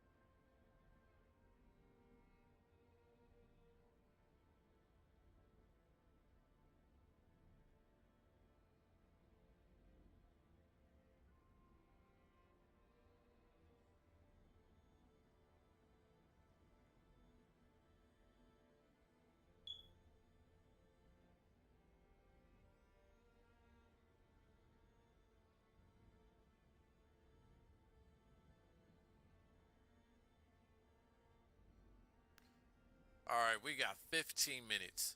15 more minutes for this showcase. It's an extended, so I don't think I'm going to be watching any of the other ones today. Just because it hasn't... The only one that's really been... that seems to have really delivered anything to anybody, it seems like it's just the Xbox showcase. So I don't I don't know. I gotta leave this way.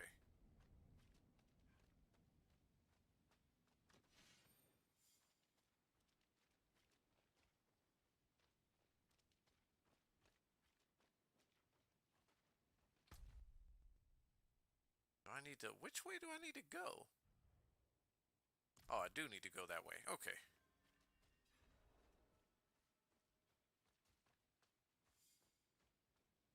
What a waste of knowledge.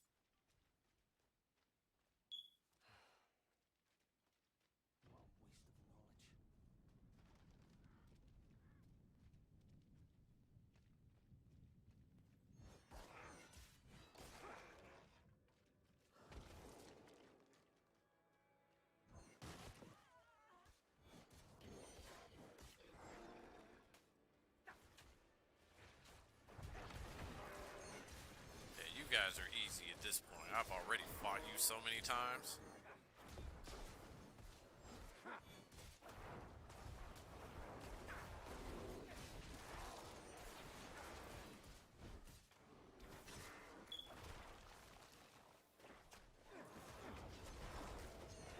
Oh, this is a new one. Malgash Midnight?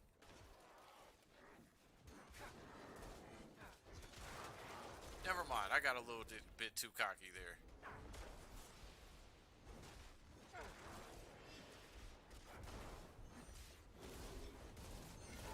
Oh my goodness. I seriously died here. Because I got too cocky.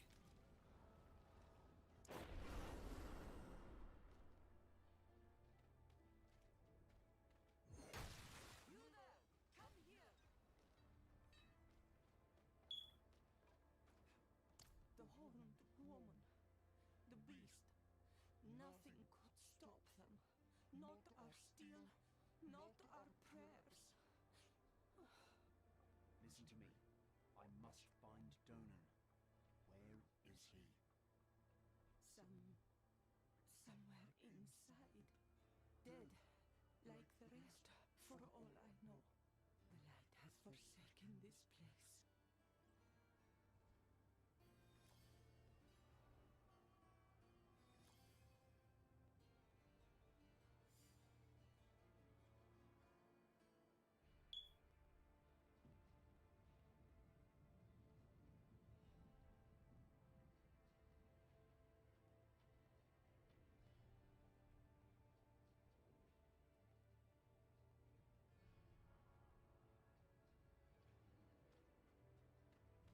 Okay. Wait. I still have to be up here?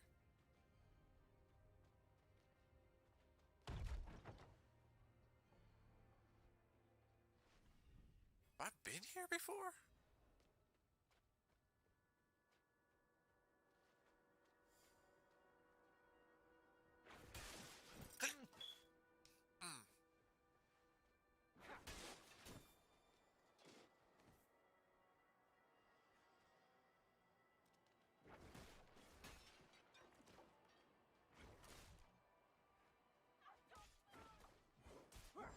Oh, you're gonna pay for that one.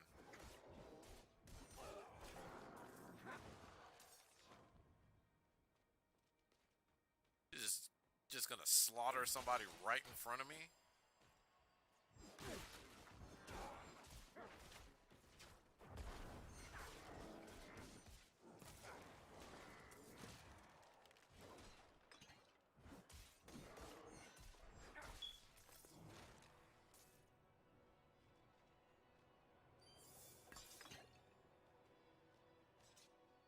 Not that the hand sickle is actually gonna be strong enough.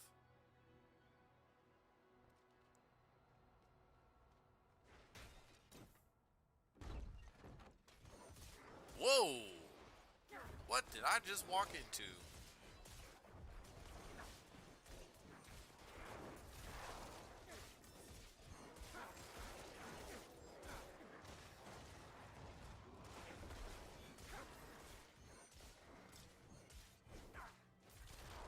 Goodness gracious!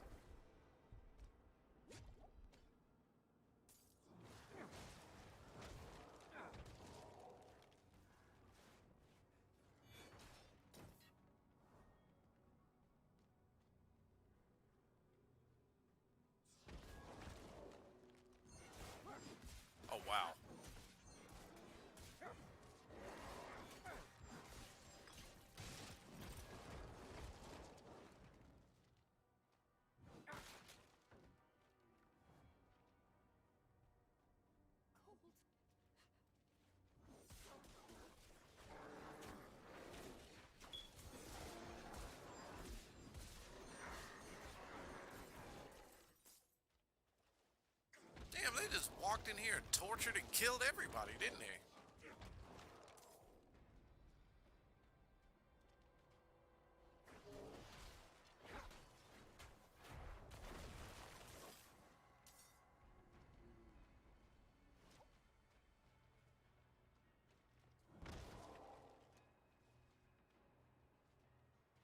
There anything else in here? Find a way to the Great Hall. Oh!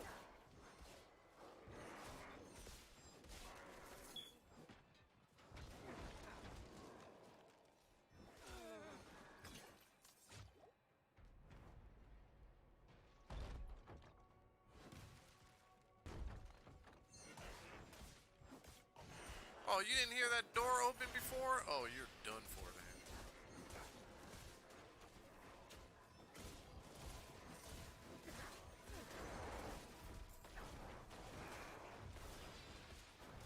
I'm low on essence.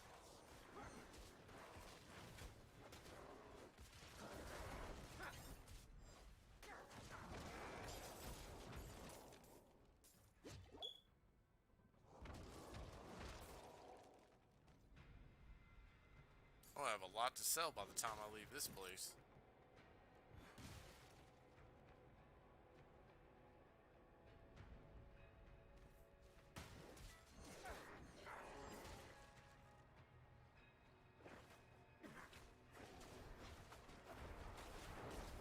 Oh, here we go.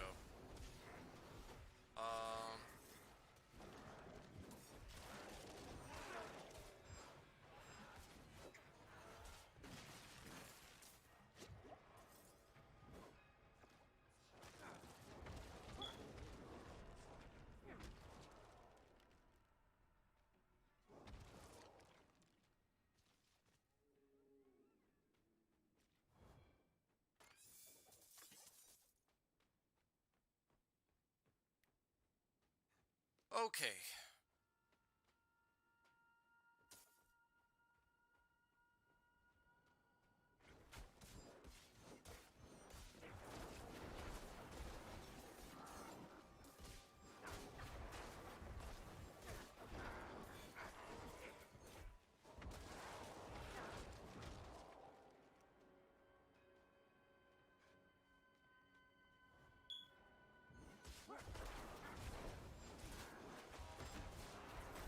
Oh no! Because that looks healthy.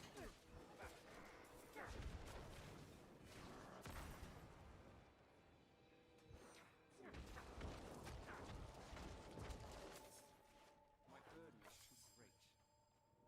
Oh, too bad. I was gonna try and sell it.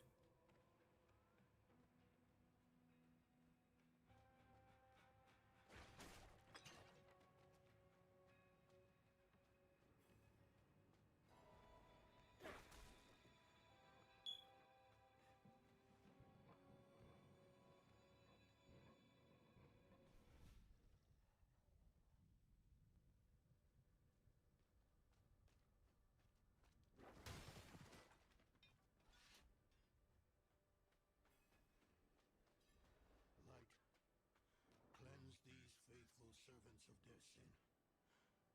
Bring them peace in death.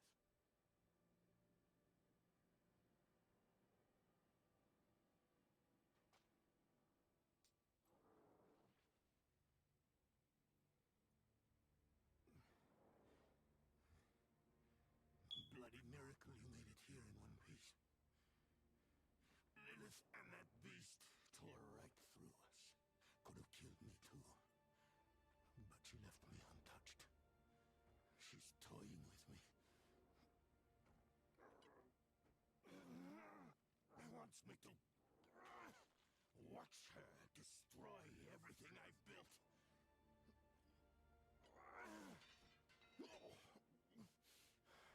Damn it! Did you see Yorin the way you came? No. Well, she hasn't won yet. Alright, we're getting close to the showcase. But I can't do it alone.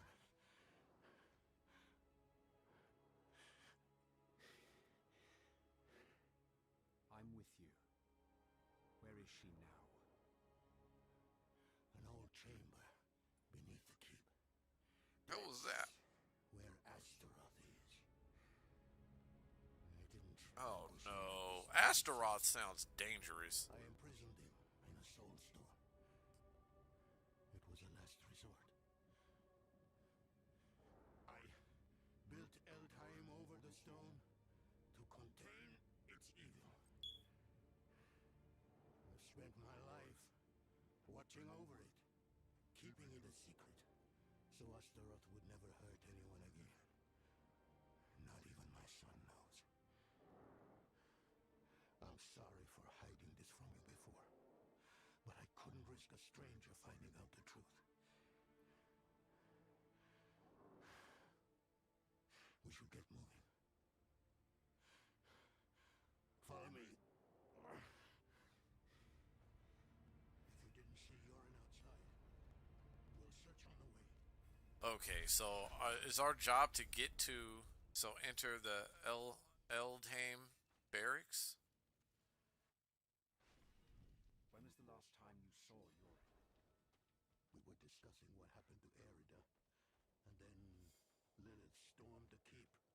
I ordered some guards to escort him out of Eldheim. I should have Oh! stayed with him.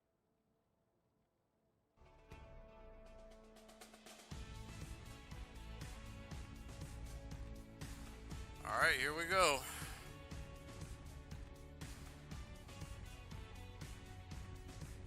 Wait, did they just... Oh, wow. They for real just extended this for another 30 minutes. Okay, never mind. We're just gonna... We're gonna ignore this for like 31 minutes until it's ready. I thought that they were ready.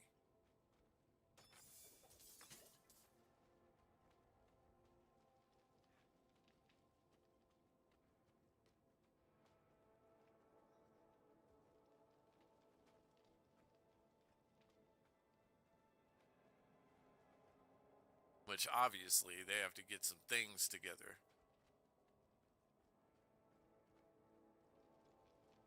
You know what I don't understand? I don't understand why they just don't, why they just don't do the after, like the extended show, the day after. Like, that makes no sense to me. Come quickly. Yorin's mace is here. I told them to get out. Maybe he and the knights tried to stop Lilith. Could she have taken him somewhere? What possible reason would she have? He means nothing to her. We need to move. The way to Astaroth is through here. Oh, man. Alright. It's gonna make me fight Astaroth.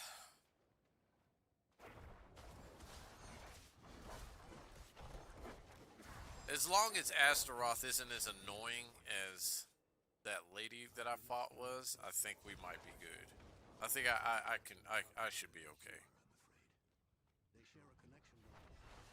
Strong and Astaroth is a guardian of Lilith's father, Lord of Hatred.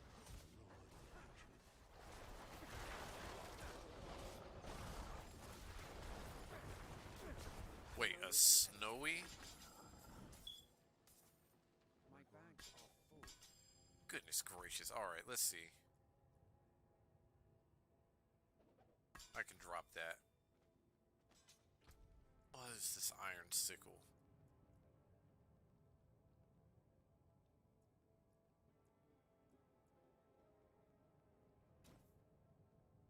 Well, this armor is much better than the one I had on before. What is this?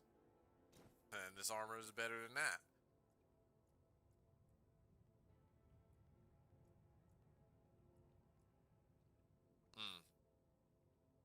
No, that's not going to do anything. Not for me. My burden is too Oh, great. goodness gracious. Alright, another thing to drop.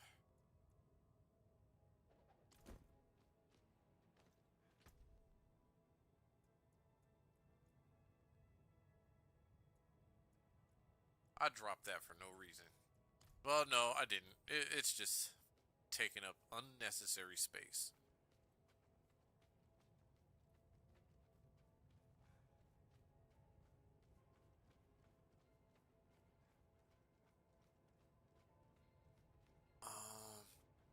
It is way too quiet down here. Which normally means there's going to be a boss. Or some kind of cutscene. Or a cutscene and a boss. Here it is. The Soul Stone Chamber. Lilith has what she wanted all this time. She took the stone. No sign of Yorin, though. We need to find him. Alright, let's check the blood petals.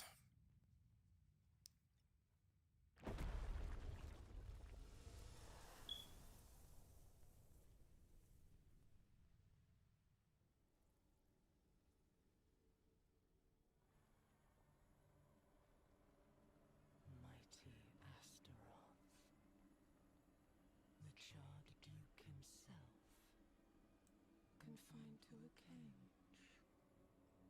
What a pity. Daughter of hatred. I have an offer. You will grant me safe passage to a place I am no longer welcome. In exchange, I will give you freedom and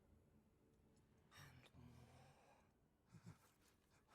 Donan's progeny, his pride and Oh, joy. wow. Your retribution, if you give me what I want.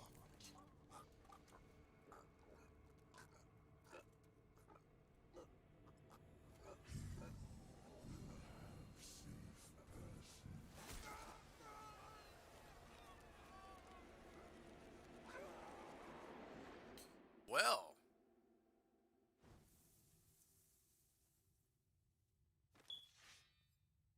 Was it another vision? Did you see Yorin? Yes. Lilith stabbed him with the Soul Stone.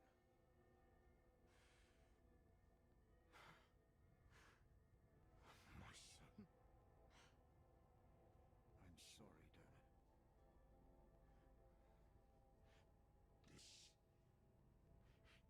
This isn't over. I know what I... No! There's still time. You have to trust me. Meet me in the Great Hall. Okay.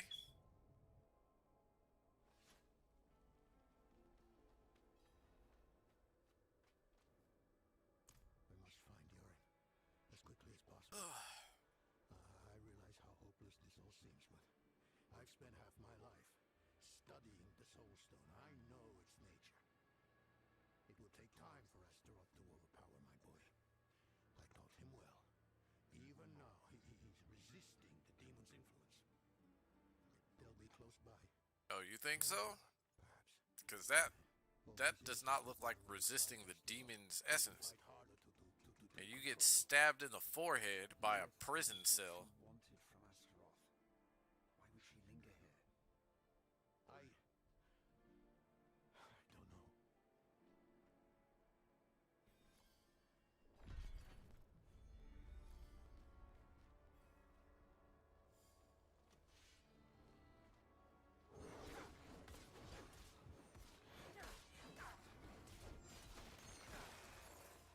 Wait, are these guys still alive? And they're not helping? They just watched me. That's crazy.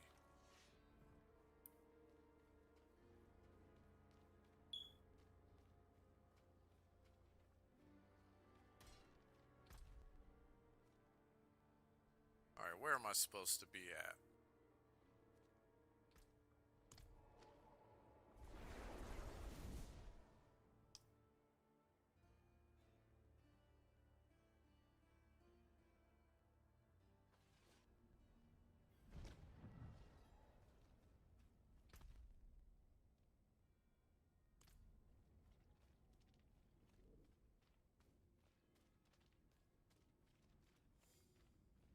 So I need to join Dawning outside the lower Karagar.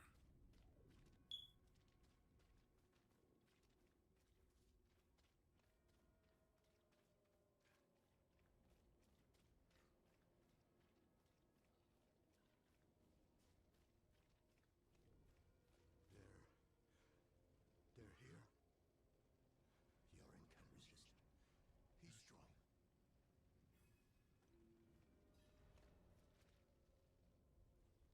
Alright, let's see how strong he actually is.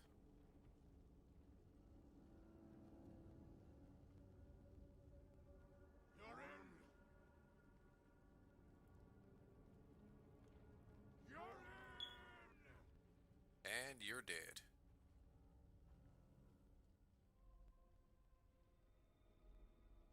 He has been waiting for you.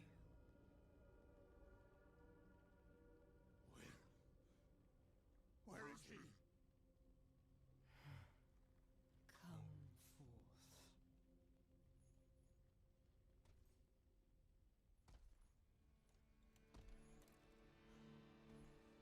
My boy.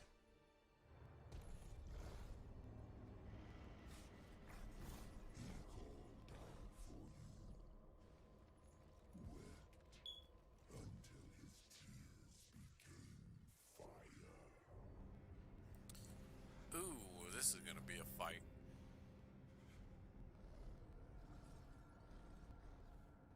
Do as you please, Astral. I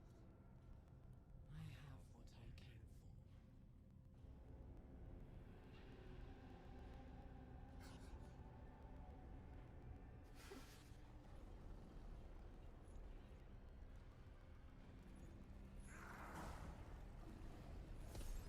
what I came for. This seems to be the freaking animal that...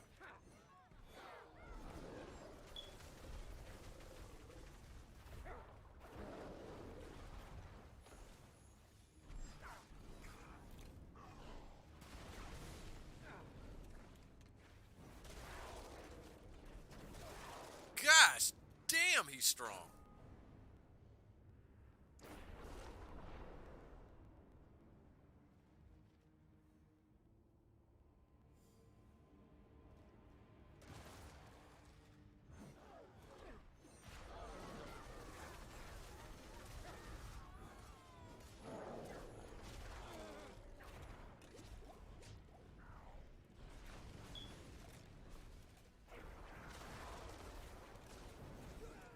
Damn. He is ultra powerful.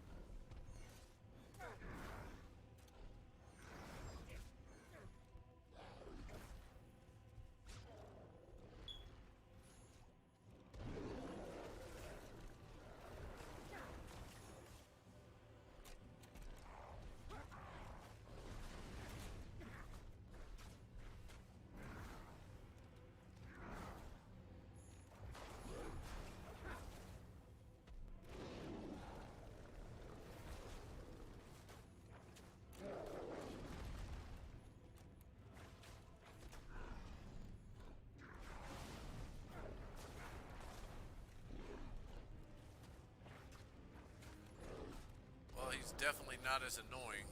He's definitely tough though.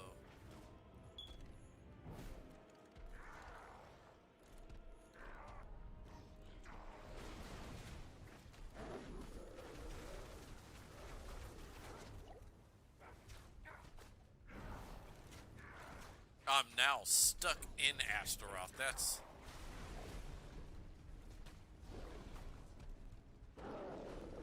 And I'm gonna die because I couldn't get out of them.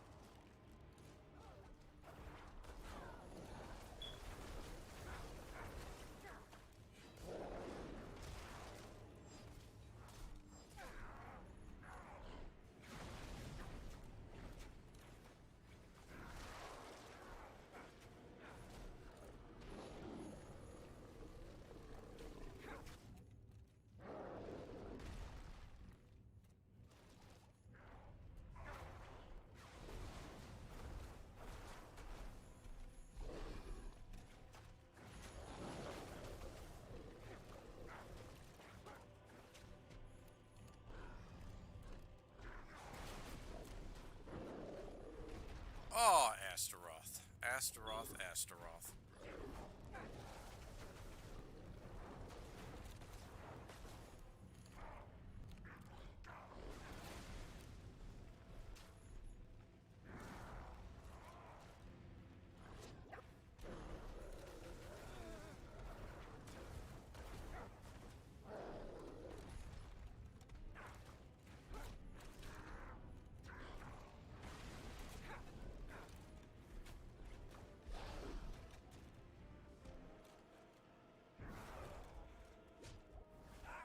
Damn, even after healing, that does nothing.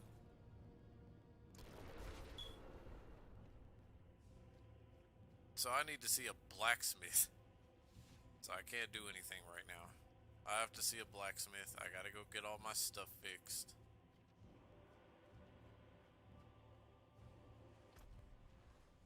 I absolutely despise Astaroth because of how strong he is. He's not annoying. He's just really strong.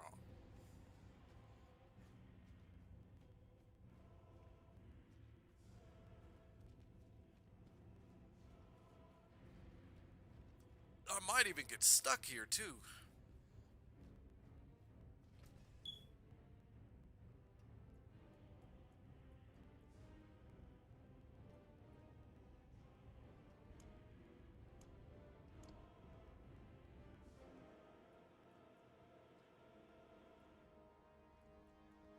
Wait, can I fix it though?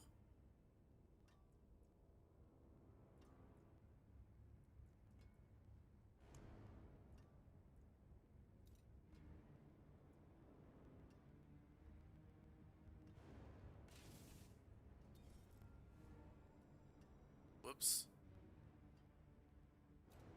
That is not what I wanted to do.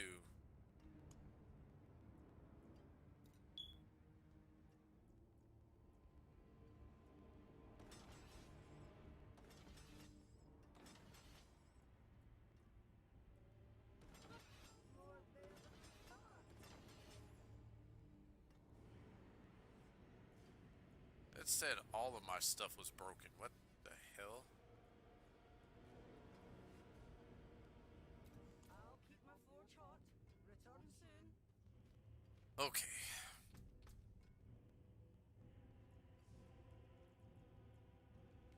What is this? Blood surge?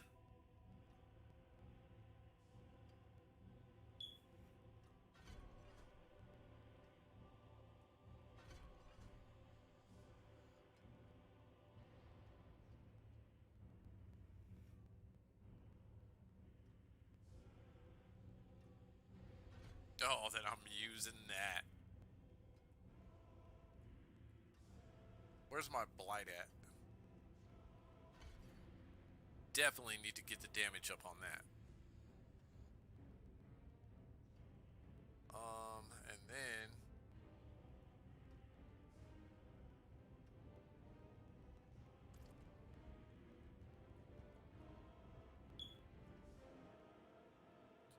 I need to reconfigure what I have. So reap.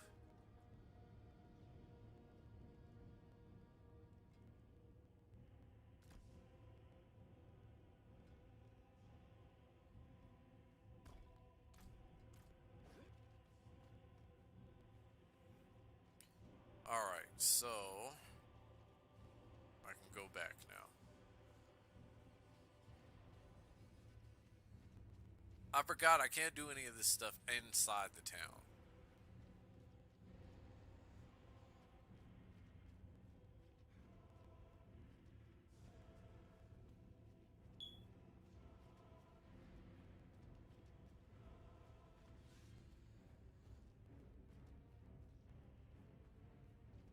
Alright, I'm just a tad bit stronger.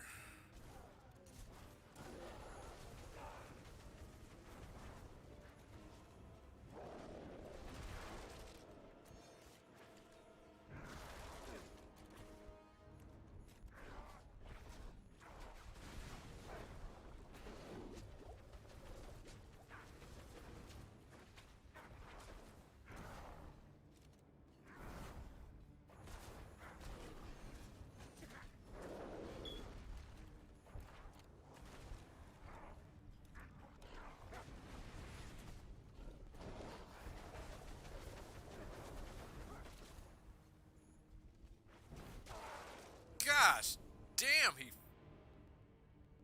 he destroyed me. Yeah, I'm totally gonna get stuck here.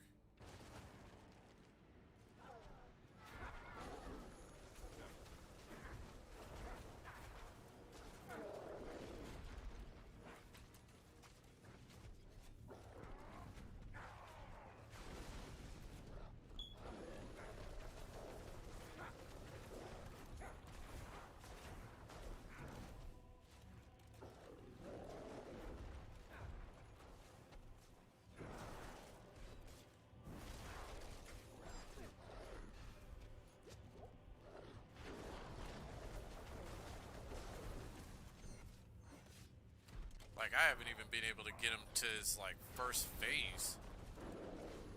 Or to his second phase, I should say.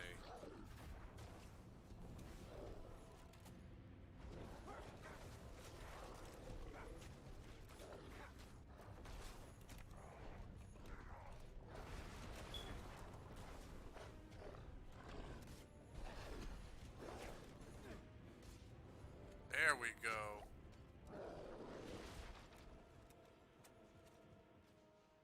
Oh, it's gonna be one of these types of boss fights. Gotcha.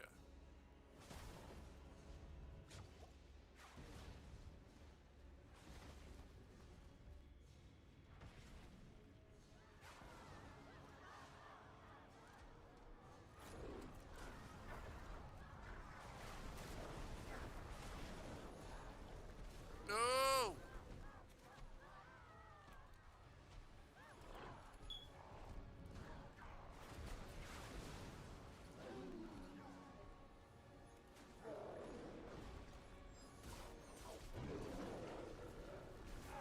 Crap!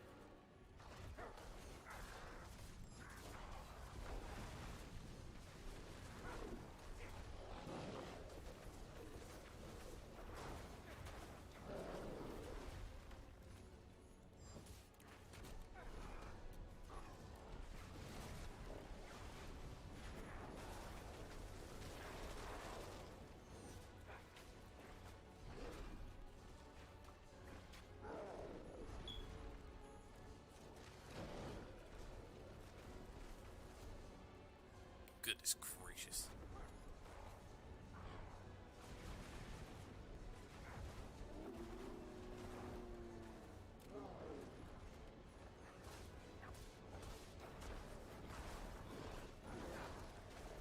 Shit, I'll just take the damage.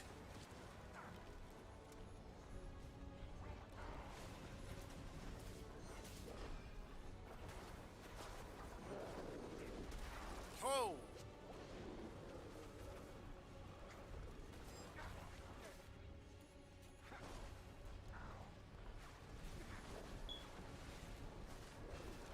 I'm glad they knew how strong he was gonna be, because goodness gracious.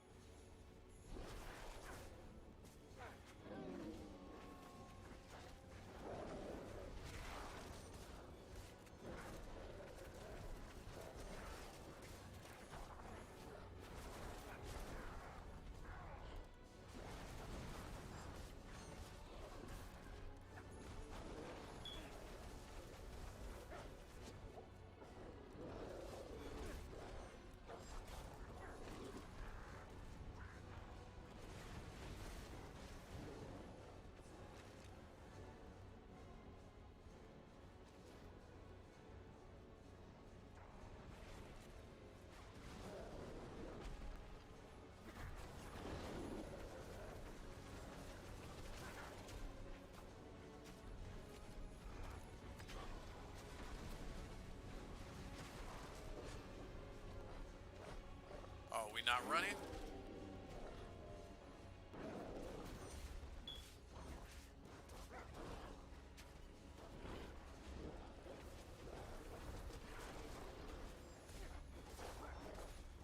Maybe in the next phase. I could see that.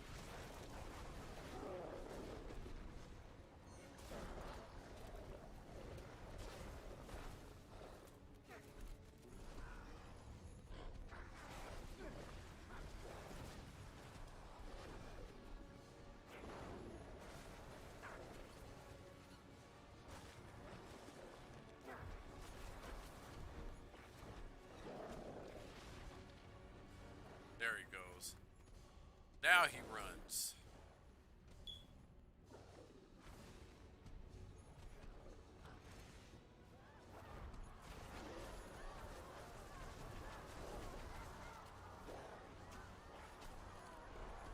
A little late though.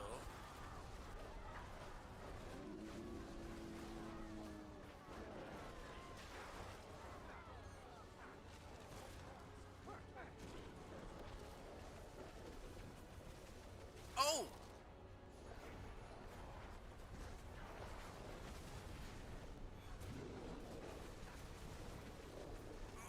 Ugh.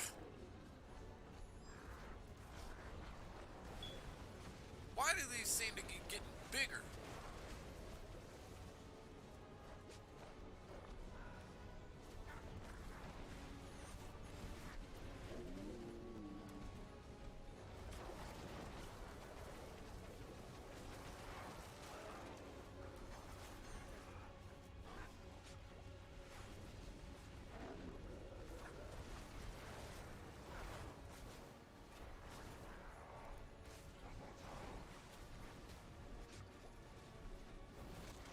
Ow!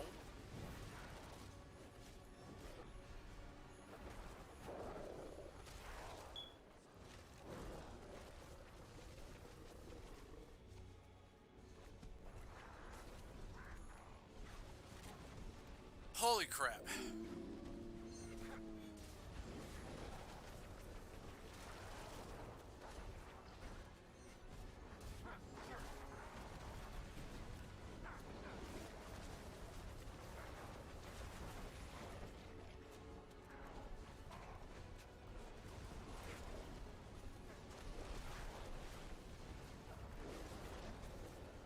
Shit.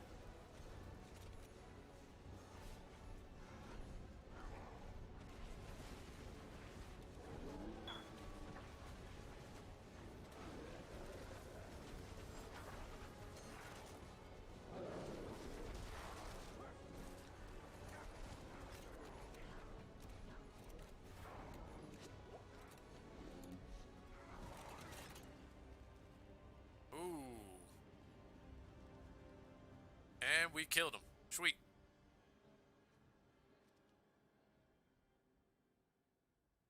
And just in time, just before 3 minutes before the actual showcase begins.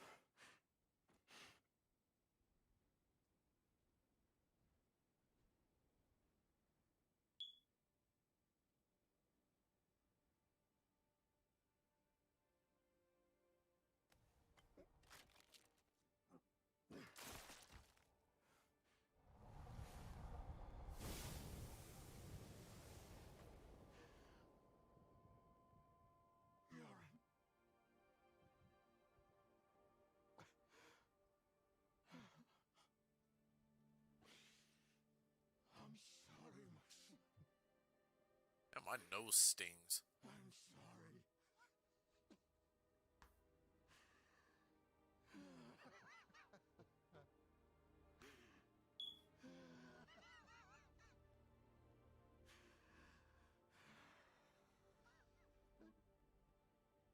Donan, I will leave you in peace.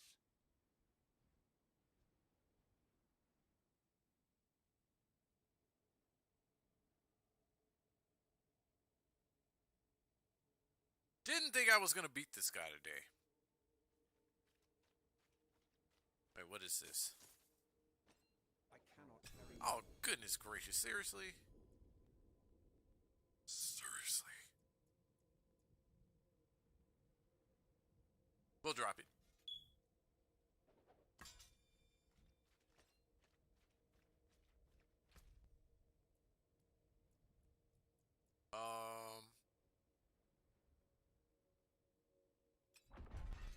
Perfect.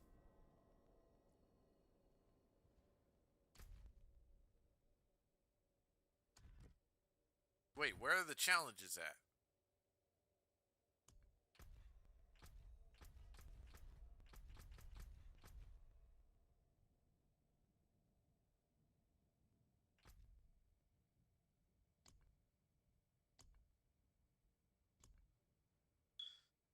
Huh? Said challenge complete.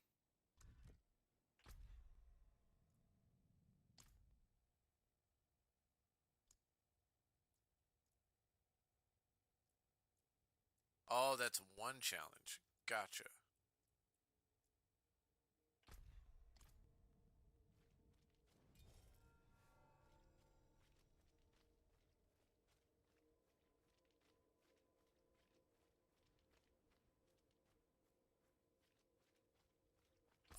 What? I'm still on Act 2.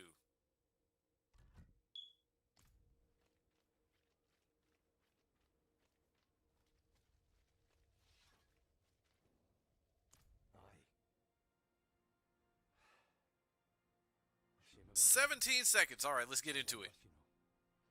you know. We'll take care of him and his father. Everything happened exactly as Lilith wanted. We just danced to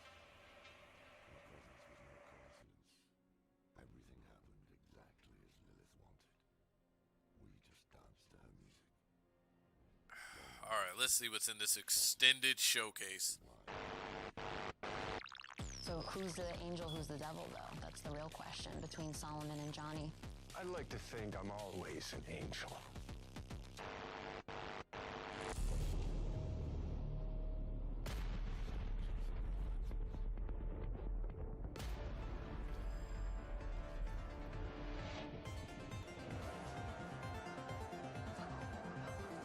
If this is gonna be an interview-based thing, then I don't know. I don't know if I can sit through all this.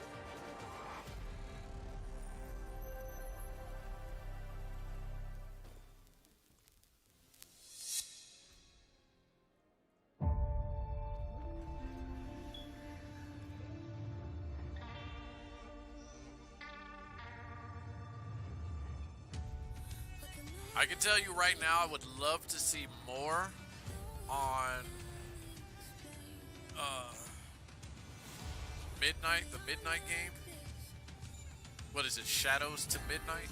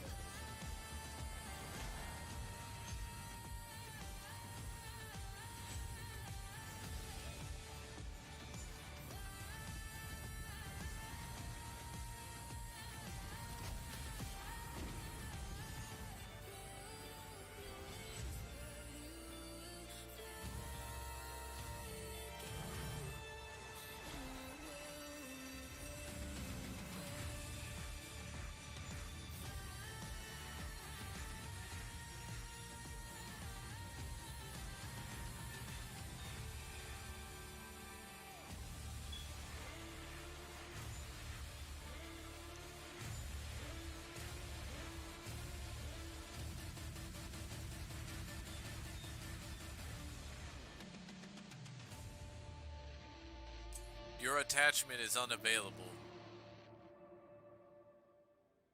Just in case you didn't know. Welcome to the Xbox Games Showcase Extended. My name is Tina Amini, and I'm here to dive a little bit more into the games you saw at our recent Xbox Games Showcase. Showcase featured 27 ambitious games, all coming to Xbox. Games like Clockwork Revolution from In Exile Entertainment, Fable from Playground Games, and from our partners, Star Wars Outlaws from Ubisoft Massive in collaboration with Lucasfilm Games, and Kunitsugami, Path of the Goddess from Capcom. Today, we'll take a closer look at some other games from our showcase lineup and introduce you to some more games too. We've got the game director of Avowed from Obsidian Entertainment breaking down the game's trailer, and the game director of Hi-Fi Rush from Tango Gameworks is here to tell us about their newest update.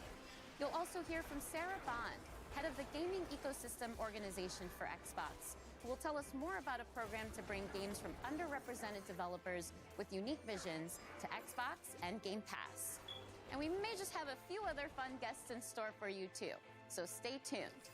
But first, let's check out the rainy streets and sinister markets of Cyberpunk 2077 Phantom Liberty.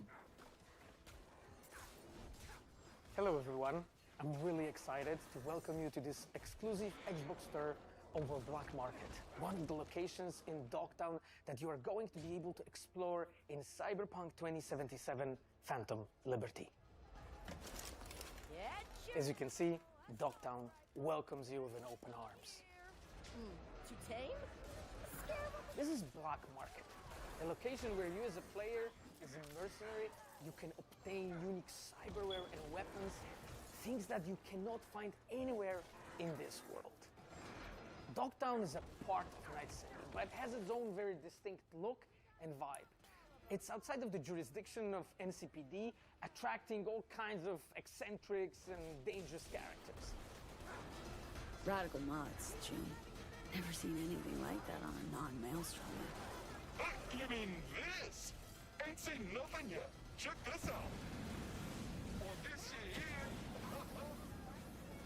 We have put a lot of work into making the world feel more alive.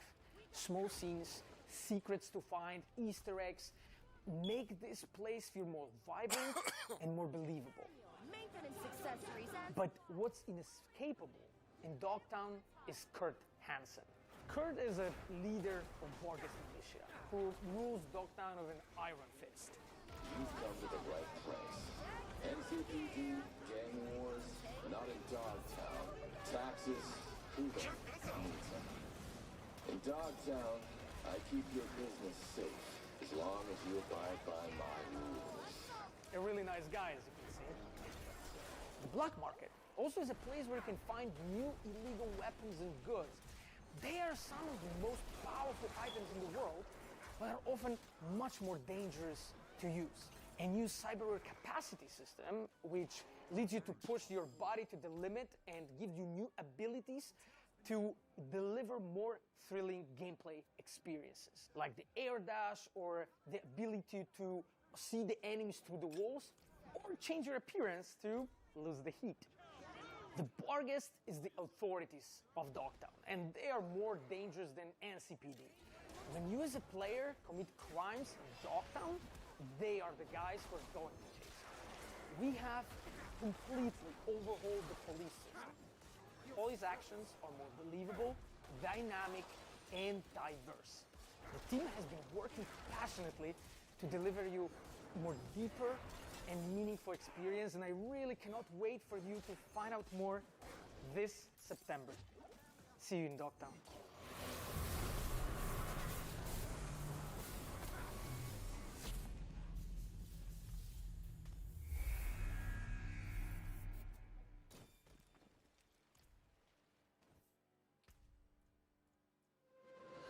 We're not done talking about CD Projekt Red's next dive into the story between V and Johnny just yet. In fact, we're here with the voice and stylings of Johnny Silverhand, Keanu Reeves himself. Welcome. Thank you. It's a pleasure to be here. Likewise. Well, Phantom Liberty introduces us to an entirely new location in Night City. It's called Dogtown. It's this devastated place. It's controlled by a militia. but I think you know more about it than I do. So how would you describe it to players? Night City has its own kind of levels to it, and I think Dogtown is kind of going down to a darker place. It's dystopian. It has a tension to it and this undercurrent of kind of violence, you know, like in struggle. You know, can I swear? Yeah. Shit's gone down in Dogtown. Oh, I like that tagline. Yeah, and it's just, you know, I mean, hopefully it'll be fun for people to play there. It's hard to believe that there's an underbelly to the underbelly Yes, that that's is Night good. City, Yes, right? Yeah, I'm a little scared, but in a good way. No, it's a good way. I mean, we're all kind of we're all moths to the flame, aren't we? And there's a lot of flame in Dogtown. Well, if anyone can take it on, it's V, so that certainly gives me the confidence. Yeah, V's a survivor. Exactly. Oh, yeah. You know? And we just saw a tour of Dogtown, too, so we got a little bit of that ambiance, and we can see what the environment is like. People are getting beat up. It's not good. It's not the friendliest place to be. You gotta be prepared for it, truly. Yeah. But in our tour, we also hear a recording from a Colonel Kurt Hansen. Who's this guy? Because he seems pretty dangerous, too. Yeah, that guy. No, I'm sorry. I can't say that. My inner Johnny came out. I think that's good. You know, we know the tone now. Yeah. Well, I mean, he's ex-military, military too, ruthless, power hungry, manipulative, and Johnny doesn't like him. I could see that. I mean, Night City in general is the kind of place that breeds that kind of character. Yeah. Let's take a step back. Let's talk about Johnny as a person instead of this horrible person known as Colonel Kurt Hansen. I don't know about this guy, but people like Johnny, and I think it's interesting because we know him to be opinionated. He's radical. We've seen that in Cyberpunk 2077 in the main campaign, but as we get to know him, he's got a sensitive side too. He can actually be quite caring. That's what makes it so much fun. He is outspoken. He's a little grumpy. And he has a right to be. He's been used, he's been abused, he's been abandoned. And I think that through that kind of hardness of his outside, there is a vulnerability to him. And I think what's great about it is I get to play that character in so many different ways, and so the range of it is cool. And especially for the player, you get to see these moments in flashbacks. You start to understand he's a product of his upbringing, truly, of his surrounding. Well, let's not get carried away. I mean, we could start talking about nature and nurture. I'm sorry, I keep dropping into Johnny. But, yeah, I like his anger. I like his passion. I like what he stands for. He's really just looking for a fair shot. And I love that he's kind of going through music, that there's an artist side to him. And, you know, I got some great speeches. There's all these moments with Johnny where a tiny little thing, you know, elicits this really fun response. You can flip him off and he double birds you back. Like, I love those kind of moments. Or rock. I think another interesting lens of looking at him as we get into Phantom Liberty is his dynamic with Solomon Reed. So what can you tell me about Johnny's relationship with Idris Elba's character? I think Solomon has some things in common with Johnny in the sense of the military, the sense of being used, abused. You know, it's in the title, right? They're fighting for a liberty. You know, Solomon's kind of trying to reclaim his life, you know, and Johnny's doing the same thing. You know, it's Cyberpunk 2077, so it might start off as revenge, and it might end as revenge, but I think sometimes he feels like he's lashing out at the wind, you know? And I think Solomon has been living out in the kind of the desert of his life, right? Kind of hiding and harboring. Yeah. But I think he also has that kind of soft and hard side to him as well. So as somebody who's very familiar with thrillers, because you've starred in a few, what do you think about Phantom Liberty makes for a good spy thriller in particular? The quest to understand what's going on. So, and the kind of scavenger hunt of information, the mystery, the double crossing, what is true, what's fiction, what can you count on, you can't count on anything. That is really kind of amplified.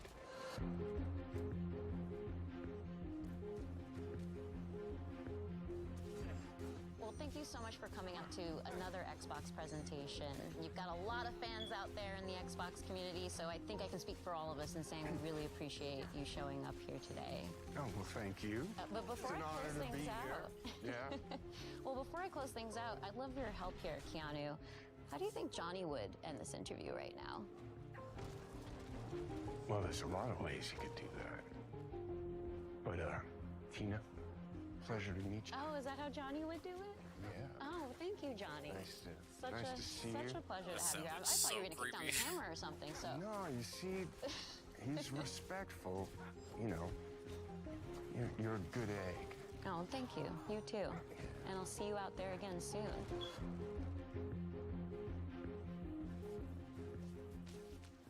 So this is going to be the same thing as they did last year, where they go into a deeper dive. All of the things that they've ever shown. I need to turn this down a little bit.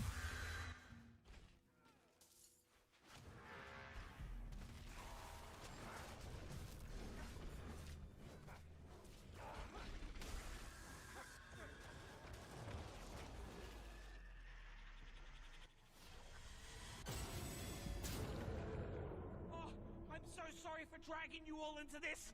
Okay, I think that's a little bit better. If it's not, let me know, and I will fix it.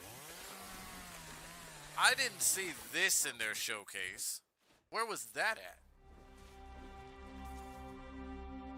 The world you think you live in doesn't exist. It's a pantomime. Sealed. And if you get a glimpse behind the scene, the stagecraft, you'll discover nothing but darkness. And once perceived, it will swallow you whole.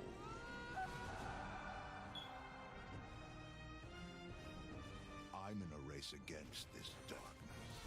A race to locate an ancient ruin, a tower of unspeakable power. I need the best of the best. But they're all dead.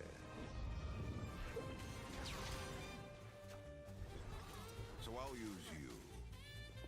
Scoundrels, thieves, cutthroats, the best of the worst.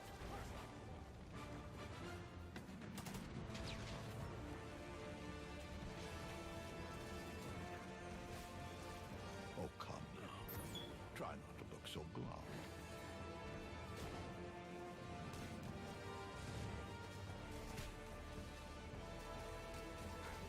You're going to help me save the world.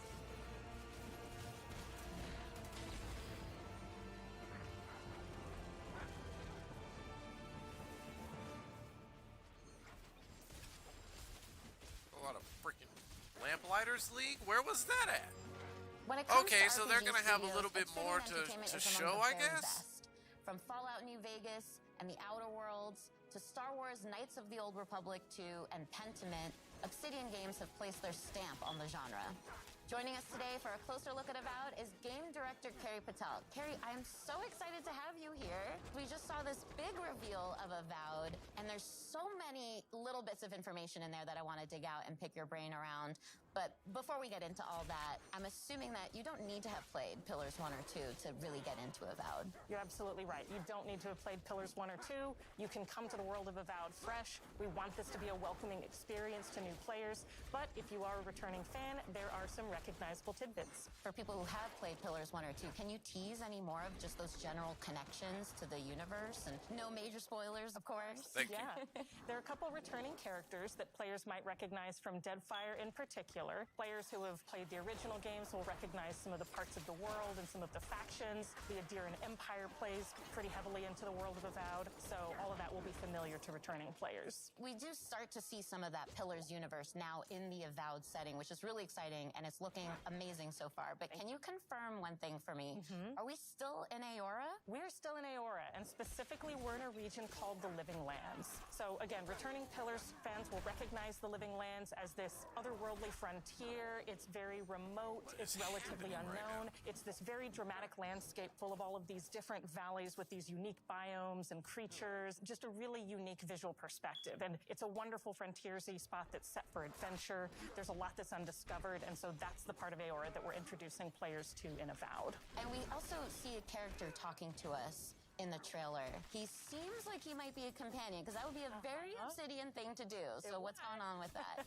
Yes, this is Kai. Why am I and he's one of stuck? the first companions you meet in the game. He's an Amawa. That's one of the unique species of the world of Aora. And Kai as a character brings a balance of this really battle-hardened perspective. He's seen a lot. He's served as a soldier and a mercenary, but he also has a really unique sense of humor. So he brings a spirit of levity and camaraderie to the party as well. And as he's talking to us, he's also kind of conveying, well, he's straight up saying that he's afraid of you and your abilities. But it's not like the heroes are the only powerful beings in this universe. So I'm curious what that means for who we are as the player character. Are we a watcher again, like in Pillars 1 and 2? Or maybe we have some connections to the spirit realm and beyond that gives us these terrifying abilities? So you're not a watcher this time, but you do have a unique soul connection to the world that gives you a connection to the Living Lands and to some of the more mysterious forces at work there. The player is also being sent as an envoy of the Adiran Empire, and so they come with both a very mysterious aura, but also a certain sense of political urgency. Kai also mentions a plague. That's another bit of detail that we get within the trailer. We see a very concerning growth on a lot of the creatures in the world. What can you tell us about this plague? I can't say too much just yet, except that it is a unique soul plague that is devouring the Living Lands, and part of the player's mission in being sent here is to investigate and try to stop it. We also saw a lot of combat in the trailer, and we see dual-wielding pistols, we see spells, we see swords, we see just a ton of abilities. A lot that actually is really reminiscent of the Pillars universe too, but those were isometric top-down view games, and Avowed is a first-person game. So how did the team approach that same kind of fantasy combat, but in the first person for Avowed? So we wanted to take that same depth and breadth of play styles and combat abilities and player fantasies, where you can play someone who's very magically attuned, more traditional fighter or ranger, and really invest in whatever play style is most appealing to you personally. We wanted to take that depth and breadth and translate it into a first-person experience, where you can feel the visceral nature of the attacks, feel the dynamism and the momentum of those attacks as you're executing them, and that means including a range of options like, as you noted, dual-wielding pistols, which is one of my favorites because you don't see that often in fantasy RPGs, but also traditional sword and board, a whole host of magical abilities, a lot of things that'll be both a little bit familiar but hopefully new to players as well. And I've got one more question for you, because I know the audience is going to want to know this one, but just how big is this game? So it's going to be roughly comparable to something like Knights of the Old Republic 2 or The Outer Worlds. It is set up as a series of interconnected open zones that players can explore at their own pace. You can invest in discovering every nook and cranny in the world, discovering every secret, finding every side quest, meeting every character. So it's an open or world. You can have a much more focused experience, and it's really up to players and how much time they want to spend in the Living Lands, but I'm hopeful that they're going to spend a lot of time with us once Avowed releases. Well, count me in as one of those players, because I definitely want to read and hear every line of dialogue, everything everyone has to tell me, and discover every inch of the Living Lands. Well, thank you again so much for being here, Carrie. This has been so insightful and fun. Thank you, Tina. This has been a pleasure. That was just a taste of what you can expect from Obsidian Entertainment when Avowed lands next year on Xbox, PC, and Game Pass. So Avowed is coming out next year. Alright, I don't think I recognized this game either, so I think they're kind of taking the opportunity to show some of the stuff that maybe they didn't get to show at the original? 퍼스트 디센던트는 언리얼 엔진 5를 사용한 차세대 3인칭 루트 슈터 게임으로 엑스박스 시리즈 X와 S, 엑스박스 1을 포함해 콘솔과 PC 크로스 플레이가 가능하고 프리트 플레이로 즐기실 수 있도록 개발 중입니다.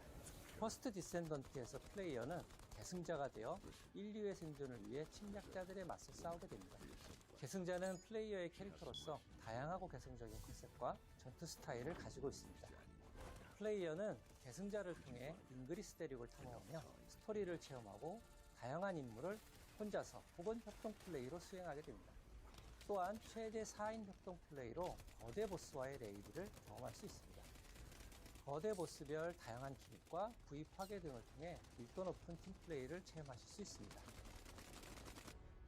현재 개발팀은 작년 베타 테스트에서 플레이어분들에게 받은 피드백을 개선하는 작업과 신규 컨텐츠의 개발을 병행하고 있습니다. 지금 보시는 화면은 최초로 공개하는 엑스박스 시리즈 X의 실제 게임 플레이 영상입니다. Hey YouTube side, does everything sound okay? Can you hear me over the showcase and the showcase over the game? 개선자는 물을 이용한 독특한 컨셉의 플레이를 경험할 수 있도록 디자인되었습니다. 또한 자기장을 이용한 방어 능력과 비행 스킬을 지닌 새로운 캐릭터도 개발하고 있습니다.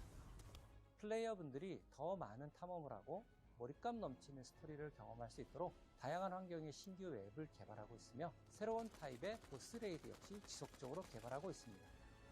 그리고 많은 분들이 요청하셨던 코스메틱 시스템도 도입 중에 있는데요. 캐릭터들마다 다양한 컨셉의 스킨을 제공할 예정이며 I noticed I don't have as many issues 정을 마음껏 뽐낼 수 있도록 지원할 예정입니다. Streamlabs like I used to, 받았던 like I did on Stream 시스템을 Elements on 완전히 Twitch.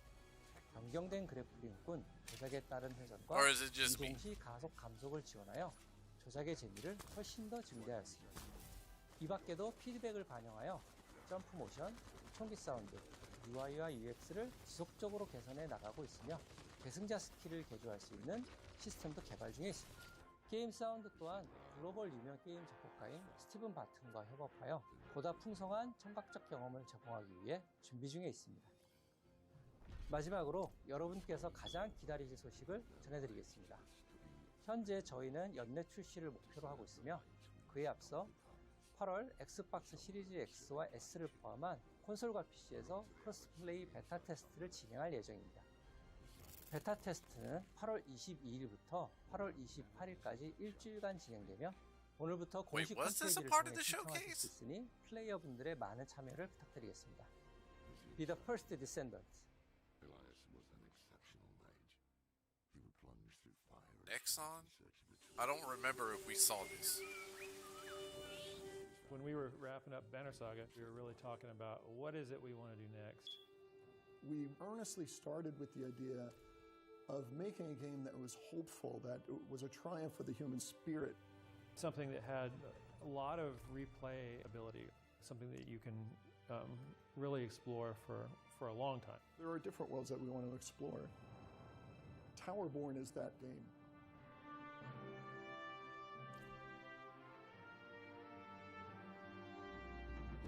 Towerborn is a fast-paced action RPG. It's a co-op game. You can play it online. You can play it on a couch with your friends and family. Everybody's moving through the world map together. As the players move out, they start breadcrumbing the storyline that is being told here. From the world map, you go into fun, fast combat.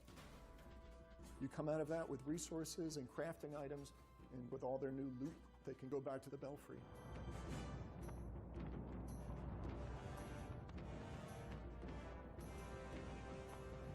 The Belfry is the player's safe haven and humanity's safe haven. The player can customize their appearance, their loadout, talk to all these different NPCs. The world itself is a mix of 3D and 2D.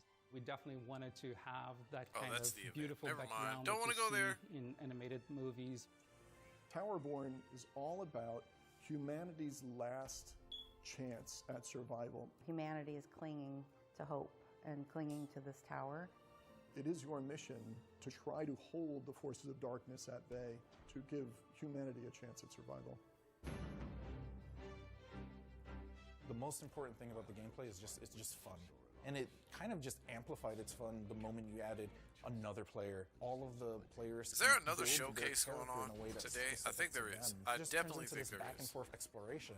Like let's. I think it's a VR do showcase. this one combo, and then let's see if you can do a follow-up. From a couch co-op perspective, that's just really fun because there's not too many couch co-op games anymore. I'm hoping in 5 years from now, it's in a place that I never even would have thought of. It's a seasonal game, which is different for us. Players can expect a new storyline with new quests, new biomes. We'll be rolling out new gear, new monsters, new bosses. Expanding on the content in a continuous, organic way, so it just becomes a living world.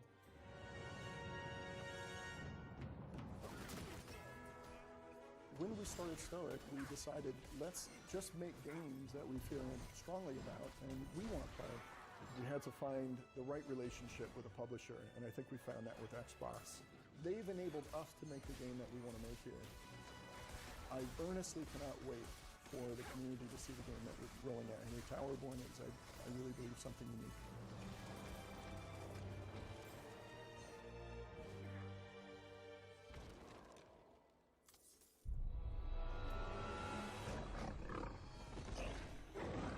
There's that roar again! You gotta protect the pit stop, please! What the hell is that thing?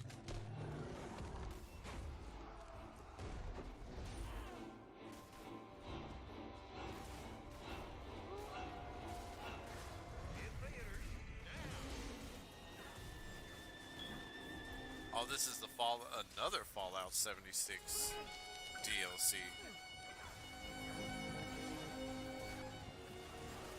I don't remember seeing this one. I know. I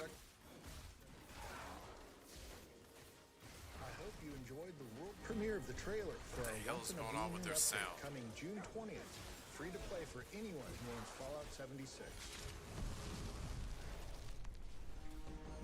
The blue moon has risen over the hills of Appalachia, bringing with it a ton of great new content for players.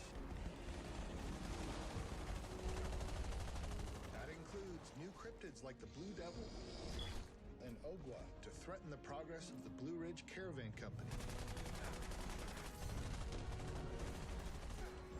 We've also got 2 new public events, both of which give you a chance to earn caravan and cryptid-themed rewards. Defend the Middle Mountain pit stop from waves of monstrous creatures safe and sound. And thwart a horde of crazed cultists in Beasts of Burden. With Season 13, we've also got a new scoreboard called Shoot for the Stars, which celebrates the stars of the silver screen and gives you a chance to earn cinema-themed rewards.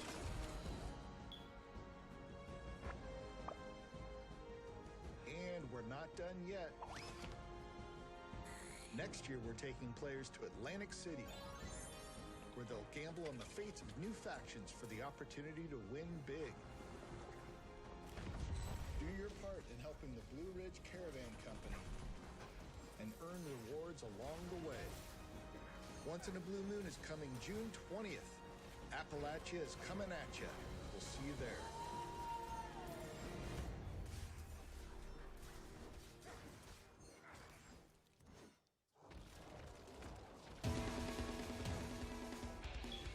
What's this?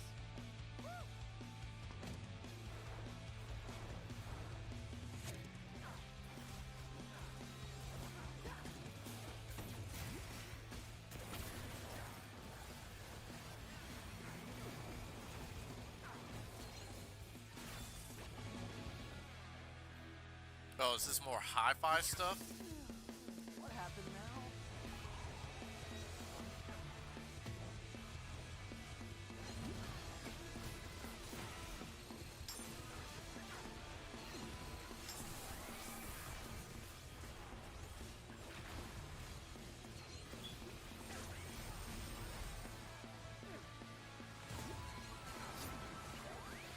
Okay.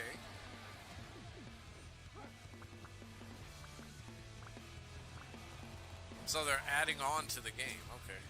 I still haven't played this yet.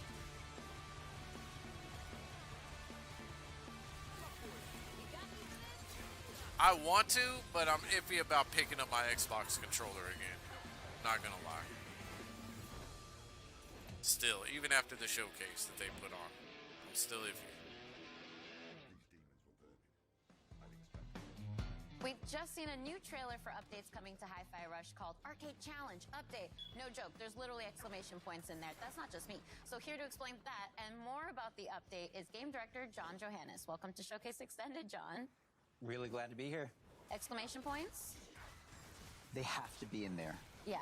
It feels it's style. It's style. Yeah. It's a style thing. Well, Hi-Fi Rush is such a stylish game in general. I think that's one of the things that people really excitedly pointed out when we shadow dropped the game in the developer direct earlier this year.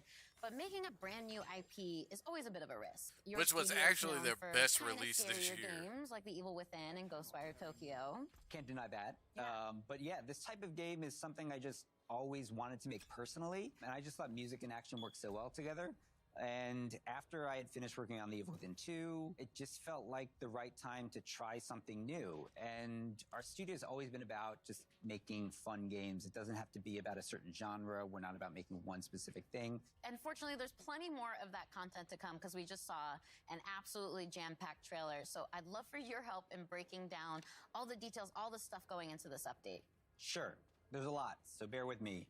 Everything in this mode is unlockable once you've finished the game, and you'll unlock an arcade cabinet in your hideout. And by accessing it, you get 2 new modes. One is called BPM Rush mode, which takes the gameplay up to like higher speeds than we've ever done in the main game. And the other is called Power Up, Tower Up, which is a new sort of randomized spin on the rhythm tower mode that we had in the original game. And included in this mode are 5 new original songs to play to, as well as 2 brand new enemies. And then there's special attacks and this whole meta system for unlocking upgrades and rewards. And that's what I can think of right now. I love that there's so much to unpack there, but let's rewind. Let's talk about just BPM Rush for now. Sure. It was described in the trailer as effectively Hi-Fi Rush's equivalent of a turbo mode. Can you explain that a little bit more? Yeah, early on, the team was like, how fast can we go? And in the game, we kind of settled at, about a max 160 BPM. But this mode really takes it up to 200 BPM. But we sort of ease you in there. It's a gradual upgrade until it eventually gets so fast, you just got to sort of think on your feet and naturally react to the rhythm in the combat of the game. I personally love that there's a lot of accessibility settings in the game too. It makes it so that you can adjust the game to your own comfort level. But this is a post-game challenge. It's meant for when you've gotten into the rhythm of the game. So I'm curious if you have any pointers on as far as how to tackle that challenge. As an action game, I think a lot of people want that sort of next level challenge, another way to use their abilities in a new type of environment. This mode does that by putting you at the high speed. But we also have multiple difficulties. We have an easy mode for people who want to experience what that's like, but maybe are not in tune with that sort of high difficulty that's accompanied with this stuff. But then we have a casual normal mode as well. And then we have, after beating those modes, we can unlock an EX mode, which takes up to a hard level where damage is multiplied and keeps you at that high BPM throughout the entire time. But there already was a post-game challenge when Hi-Fi Rush launched. It was the Rhythm Tower mode. You mentioned that briefly earlier. That's the one where you face just increasingly difficult combat. So how has that evolved with the Power Up, Tower Up mode? So the Rhythm Tower mode was kind of like a very curated experience. And while it was very challenging, you can prepare, go in and sort of customize your character, know what you're getting into. And in this mode, we flip it to the almost opposite end. Chai starts off downgraded. We actually remove all your abilities, and you have to earn them back by fighting waves of randomized enemy sets. And after every wave of enemies, you get to choose from a series of power-ups that can gradually increase your stats. Each of these upgrades comes with either bonus or negative modifiers as well to the gameplay, so you can take more risks or less risks depending on which upgrades you pick. And again, those upgrades are randomized each level, so you really kind of have to have an understanding of the systems and not quite master them, but have a good grasp if you want to go in and come out on top. Well, as I mentioned earlier, it was a really packed trailer. There was a lot of information in How there. are It's a chunky update. So what else have you got for us? Because I feel like there's more on the table there. Yeah, so by playing in the 2 modes, you unlock these rewards through these challenges that are connected to these 2 modes. And in those rewards are things like accessories for Chai and new costumes for Chai 808, and even as well as fan favorite Corsica. We have new modes for the photo mode as well. Things like new filters. Just been busy. What's been going on? New poses for the characters. We have stickers that you can place on the photos now. And then there are some extra hidden busy in a secrets good that we way, don't want to busy give in a away bad right now, way. Which, as you know from our game, we like to hide in there and we like people to find, which is always fun. And then, in conjunction with this release, we're also releasing a separate costume pack, which is a kind of take on what the characters would look like if maybe this game took place in a different time period. Ooh, a little tease. I like that. And there's some really fun-looking stuff in there. So definitely. Well, thank you again so much for coming out all the way working from Japan on to Showcase setups and Extended, stuff. John. I'm super glad to be here. That's all we have to share about the new update for Tango Gameworks' Hi-Fi Rush coming soon. Now it's time for us to return to the second era of Tamriel in the Elder Scrolls Online. ZeniMax Online Studios debuted the trailer for their upcoming expansion at Showcase, and today they're here to break that trailer down for us. Let's hear what the team has to say about the Necrom expansion for Elder Scrolls Online.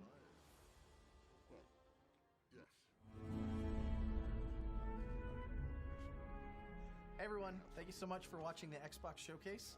I'm Rich Lambert, the creative director on Elder Scrolls Online. And I'm CJ Greb, I'm the project art director for Elder Scrolls Online. One of the really interesting things about Elder Scrolls Online is it's different than really any other game out there. It's not your typical level-gated world.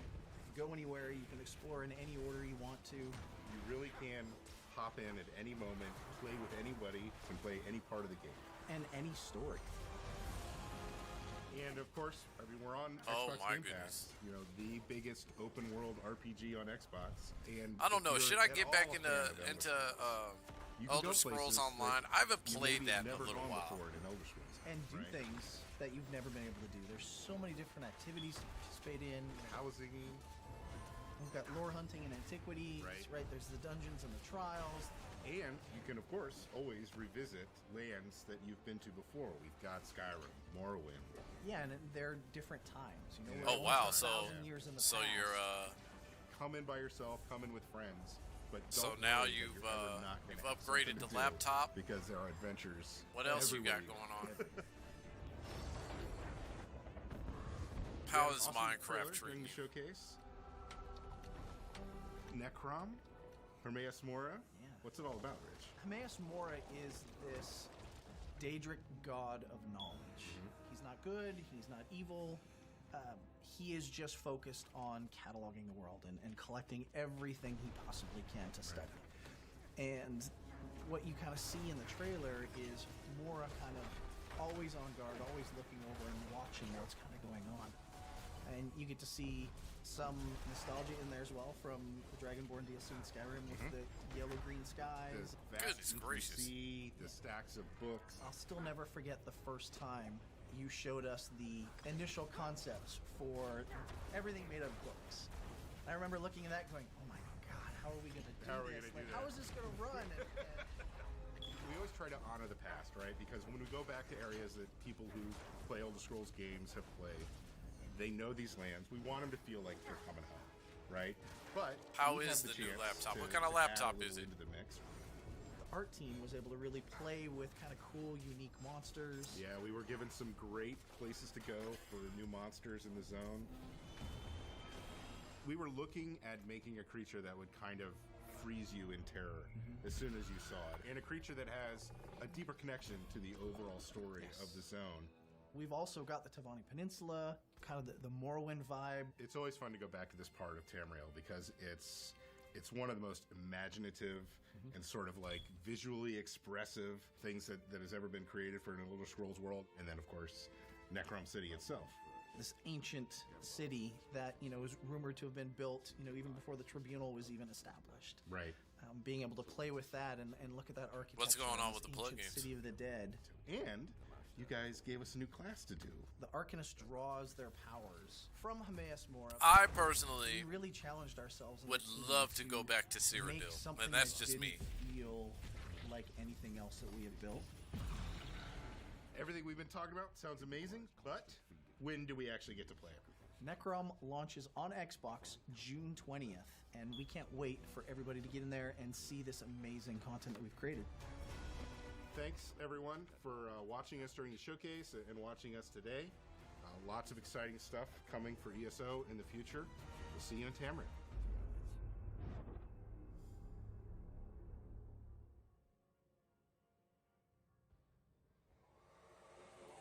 Bring me back to Cyrodiil. I miss Cyrodiil, and I would love to just...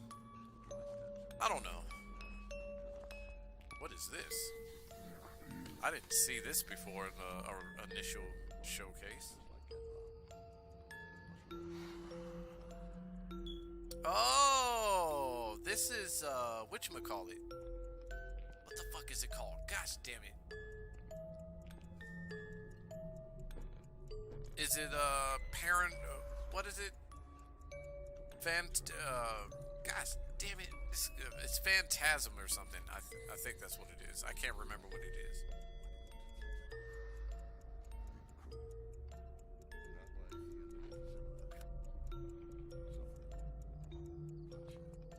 Oh, gotcha. I see.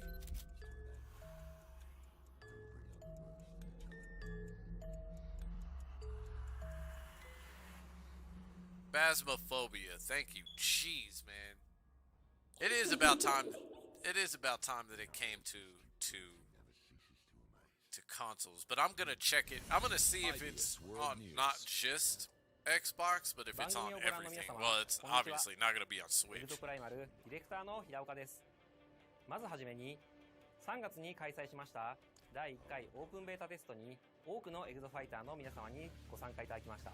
アンケートや SNS を通じてたくさんのフィードバックをいただいております。今後の開発に活用させていただきます。ご協力ありがとうございました。You know, after seeing this yesterday, I don't know how I feel about it. その中で発表しましたが、第2回オープンベータテスト It の開 looks 催 a が lot 決定しました。 like 詳しい日程 VR の情報は missions, 公 like 式サイトをご覧ください。それではここからは this looks like a 番組を this ご覧 looks の皆 more 様 like a に Konami 新情報 game を than 紹介し anything ま else. す。まずはサベージガントレットという新たなモードです。サベージガントレットは内容が毎週切り替わる Maybe 特 I'm 別なミッションに maybe I'm just 5人で挑 crazy. む世界中のファイターとクリアタイムを競うというモードになっています。ディノサバイバルとは違い、出現する恐竜やフィールドが遊ぶたびには変化せず、全世界のプレイヤーが同じ内容のミッションに挑みます。今回は恐竜が出現する位置にあらかじめトリプルスレッドを設置しています。出現してきたらこのようにスカイウェーブのグラビトンケージと合わせて起爆、一網打尽にできました。ミッションは画面上部に表示されている恐竜の討伐なのですが、サベージガントレットでは目標以外の恐竜が出現することが少なくありません。もちろん討伐せずに無視することもできますが、ミッション達成の妨げになる可能性があります。倒すか倒さないかはプレイヤーの作戦次第です。目標を達成したら次のミッションへ。ゲームの流れはディノサバイバルと同じなのですんなり遊べると思います。何やら次のミッションに備えてエグゾスーツを着替えているようですね。なるほど。スナイパーの要素が離れた位置に多く出現するので、 I think this is gonna be an L for Capcom right フレ here. ームネオ層も出現するので、 But it's okay, 'cause they have 動 leeway. きを止めて They have 空中 plenty 攻 of 撃の leeway. チャンスも作り出せますね。また一列に並んだ恐竜もブレードで足止めしてから倒す作戦のようです。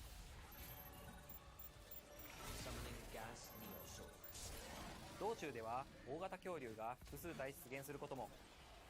サベージガントレットはエンドコンテンツに相当するモードなので、基本的にはミッションの難易度は高く設定されています。モジュールの強化、組み合わせはもちろん、チームメンバーのスーツ構成などよーく考えて挑んでみてください。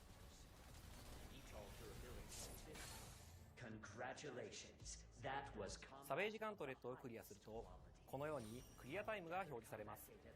その後自分のクリアタイムがどの程度だったかランクによる評価がされます。次はバリアントスーツを紹介します。バリアントスーツはデフォルトのエグゾスーツとは異なる性質の武器を装備しており、戦い方が変化したスーツです。デフォルトのデッドアイはアサルトライフルを装備していますが、デッドアイアルファバーストファイヤーはショットガンとバースト射撃を切り替えられるバトルライフルを装備しています。敵との距離に応じて射撃を切り替えながら戦います。他のバリアントスーツも特別にちょっとだけお見せしますね。ゼファーアルファエナジーチャクラム、バラージュアルファロケットホップ、ビジラントアルファマークスマン。 Yeah, this is definitely not gonna be a W for Capcom when it comes to this game. This just looks like one of those filler games, like if there was another console release right now, this would be one of the games that was like the first to release on it, and you have no choice but to purchase it because there's nothing else out. That's what it looks like. バリアントスーツは発売後のタイトルアップデートで遊べるようになります。プライマルは発売後も定期的にアップデートを行ってい I きます。 could very well be wrong. シーズンごとに That's 新 just たな what ゲ it ーム looks コン like テン to ツを me, 追 though. 加していきますのでご期待ください。本日はありがとうございました。それではウォーゲームでお会いしましょう。レッツマッシブ。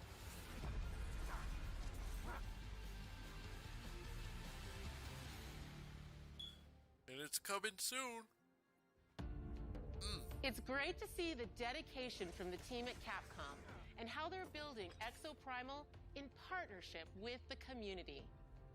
Gaming has the power to immerse us in worlds and perspectives we'd never otherwise experience. We can I guess I fight need to keep dinosaurs, track of transport to a dystopian what the future, community looks explore like the on the universe, Exoprimal and side. conjure magic.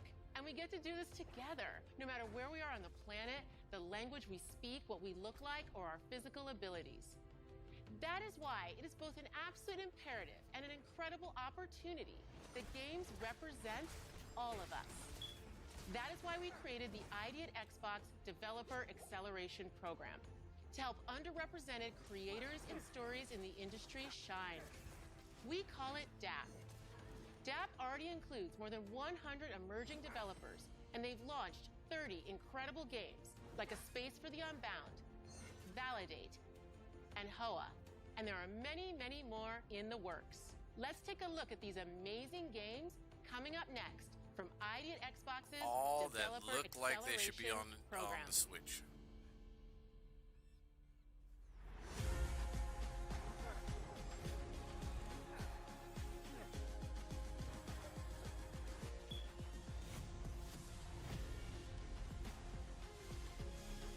Oh, that looks terrible.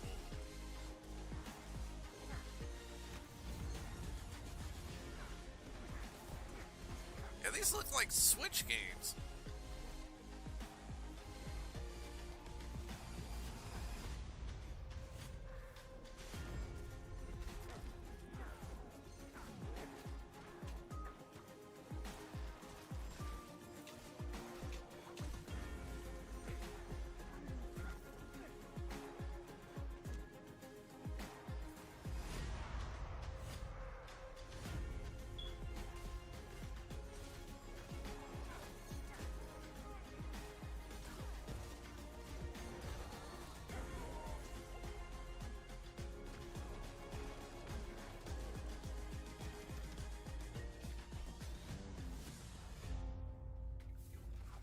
I mean, I guess.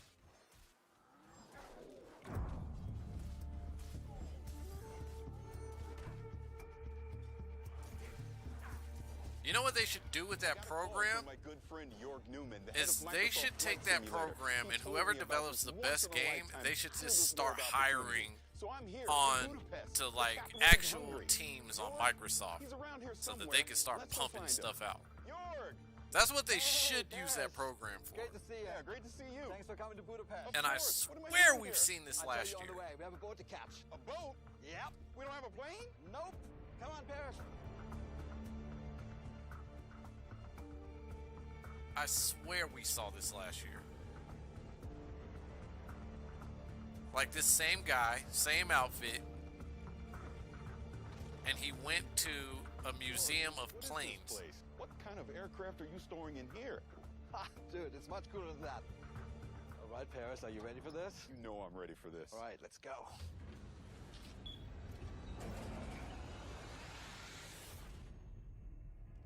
Like I will pull up the stream that I did last year on this, and I will and we'll compare it. To the world of Dune.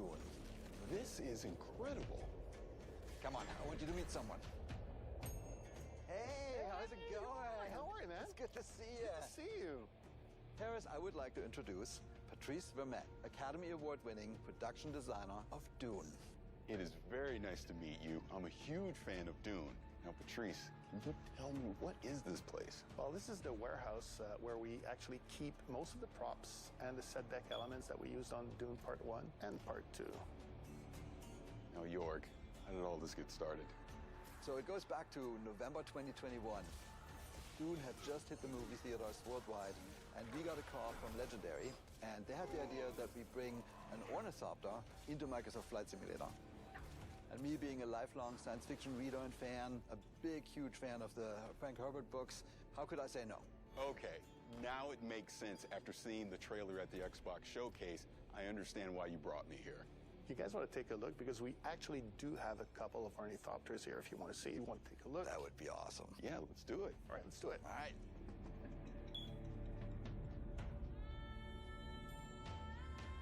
Look at this. It's a one-on-one real-sized ornithopter. It's amazing. Sure, thank you. Denis likes things to be plausible, so that's why they were built to look military, rugged, and stealth. Now, here's the most important question. Were they built to fly? Funny you mentioned, because I've been asked that question on a couple of occasions. No, they don't fly. They are heavy. They're 11 tons. So, Jorg, you had to get this working in the game. How did you do this in Flight Sim? Yeah, it was actually interesting. So, in general, ornithopters can fly and do fly. This particular one, given that it weighs 11 tons, that's going to be a little bit harder, specifically because it's not really doing the ornithopter bird flap. It does oscillation of the blades, and we currently don't have the material science to get the thrust and the lift. But on Arrakis, I think this is absolutely possible. In Flight Sim, we made it work. Patrice, we're here. Can we go in? Absolutely. All right, let's do it. Normally we'd go in through the climbing up the landing gear, but this will do. Yeah, so what's cool about this, Ferris, is that all those buttons are actually Damn it, I realistically knew I hooked up was to the gonna die. system. Master engine switch, what you're doing there above those, the red, are basically all the lights. And as you notice, it's all analog because in the world of Dune, there's no thinking machines. Thinking machines have been illegal for 10,000 years. Yeah, that was actually fascinating when we implemented it. Because it's a science fiction, we thought, oh, it's glass cockpits, everything's going to be computerized. Like, none of it is. This is a very practical helicopter, almost like from the 1960s. So, Jorg, in the first movie, the Thopter was able to do a lot of cool moves and maneuvers. You're going to be able to reproduce that in Flight Sim? Oh, yeah, totally. I mean, the really cool design that you guys came up with is each blade is independently controlled. So each blade has its own lift and thrust. And that means it can go from a really stable hover. This guy to a straight led steep these dive people to me. and back to a glide instantaneously. I would just say thank you that you designed such an awesome and realistic machine, because that's what we do. We bring realistic machines to life. But if you want to see a little bit more about the game design, I have something for you. Absolutely, I'd love to see.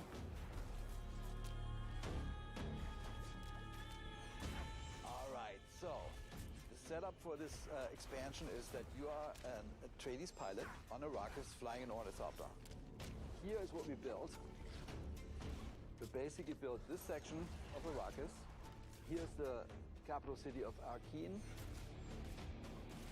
Here's the botanical garden. We have that as well. And the first thing we do is we train you up.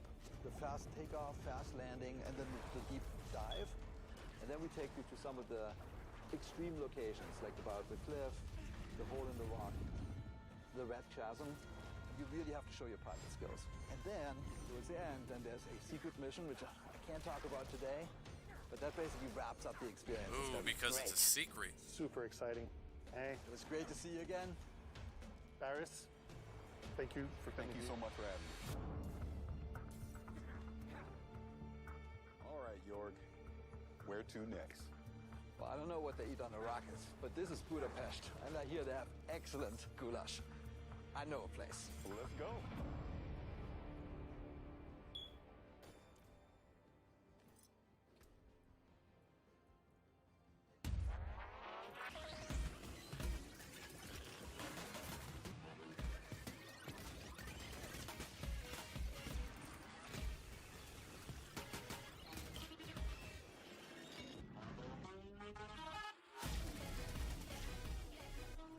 Okay, what is this?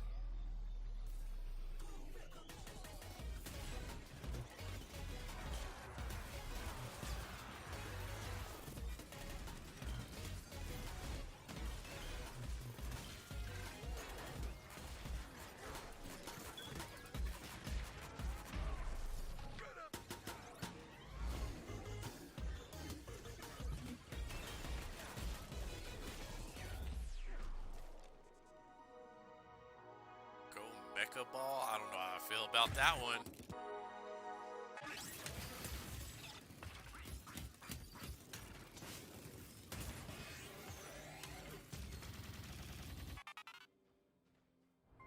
Yeah, I don't know how I feel about that one.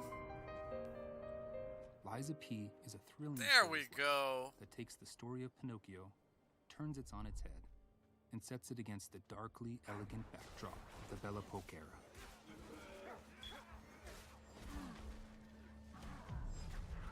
Finally, we meet. You are awakened by a mysterious voice. You must adapt yourself and your weapons to face untold horrors, untangle the unfathomable Because this secrets is the of game I'm city's waiting elites, for right here. and choose whether to confront predicaments with the truth or weave lies to overcome them on the journey to find yourself. You are able to create your own weapon through the combination of these blades and handles. Of the hundreds of possible combinations with different respective appearances, performances, attack motions, and patterns, each and every blade and handle has its distinctive Fable Arts. Fable Arts is a special combat skill that can be casted by consuming Fable slots. Wow, Fable they slots took that can be charged straight from again Dark through Souls combat. 2. Select your own special skills to vanquish your enemies. The Legion arm is a prosthetic on P's left arm. The Legion arm can exhibit special abilities by consuming the Legion gauge, providing you an eclectic combat experience. So, puppets are all there are? I highly doubt that. You'll have to face all sorts of monsters, puppets only being one of them. You're not quite done yet. Bone-chilling bosses await you. Oh, I love it. If I a can't boss wait seems for too this game. intimidating, It better be you worth might it, want too. to get help from a Spectre. In boss matches, you can summon a Spectre that will assist you in battle. With a bit of help, you will be able to defeat bosses with more ease.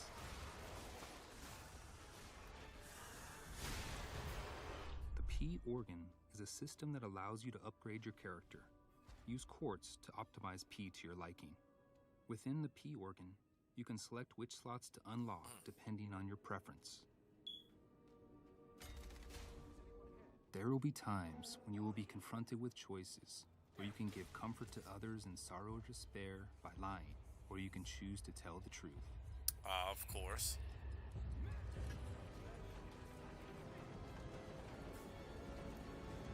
Carve your own path.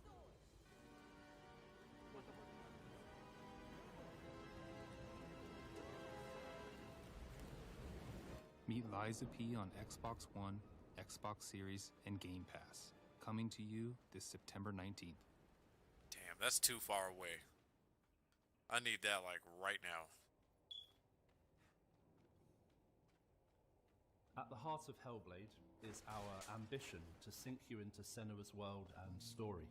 To do this, it's critical that we make it as easy as possible for you to suspend your disbelief. One key method of achieving this is our use of performance capture.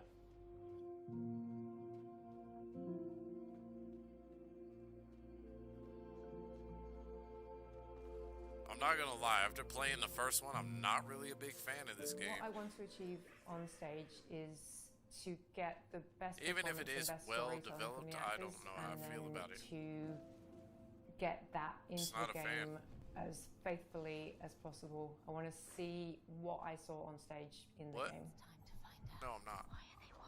It's time to find. When we were shooting a scene from the Xbox showcase, it was quite a somber mood on set because that was one of our moments in the game where it's just Senua and the Furies, and we have an opportunity to connect with the player one-on-one.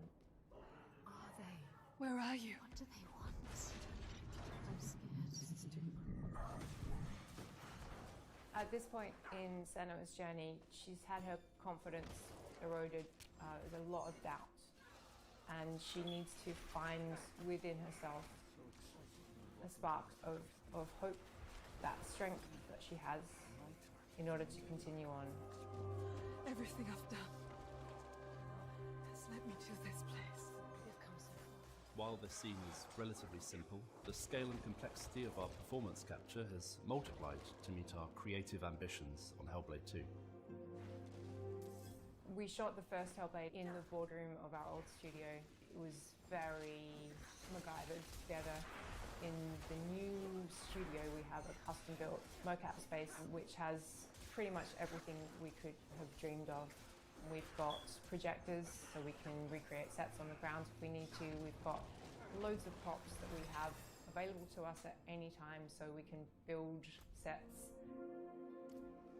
I remember coming in to interview and seeing the setup down there and immediately being impressed by the clear commitment that had been made to underpinning great true-to-life performance with great quality data. So we've got a lot more cameras this time around. They're kind of top of the line at the moment. And in the kind of space that we have downstairs, we have nearly wall-to-wall coverage, which is really impressive and is not something that is common. It's certainly a step up from a few cameras set up in a boardroom. With our setup, we can push even further on our ambition of bringing through as much of our actors' performances as possible into the game, even down to the most nuanced of He movements. does not look very So when enthused you've got about this game an either. optical system like ours set up and calibrated well, you can track performers' movements down to the millimeter. So we can see somebody shuffling their finger along the table or just wiggling them very gently. You can see If hesitation. you don't look so and enthused breath. about this, why There's should no I? need to push the action and Why should I overact. be You just enthused by it? Be your character. It's your creation. Here now. What we want is the best performance possible, the best immersion possible for the player, and that's why we go to these lengths, just to try to get that extra fidelity of performance into the game. What do you want me to do?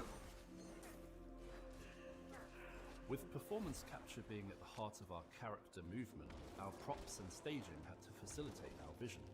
I don't want to give any spoilers away, but there is going to be a boat in the game.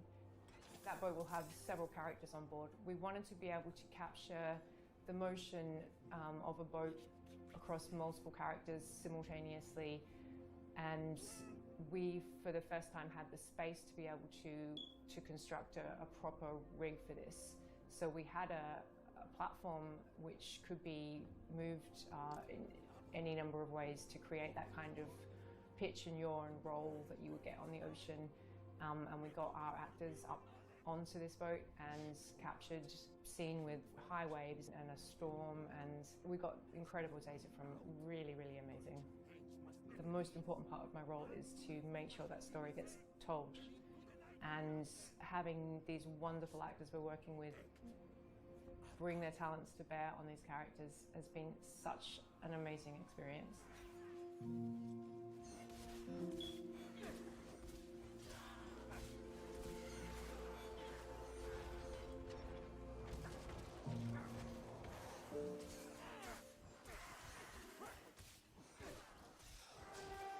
My name's Larry Herb, Xbox's Major Nelson. Welcome to FanFest. I'm excited to be here. Here we go. Let's roll that video.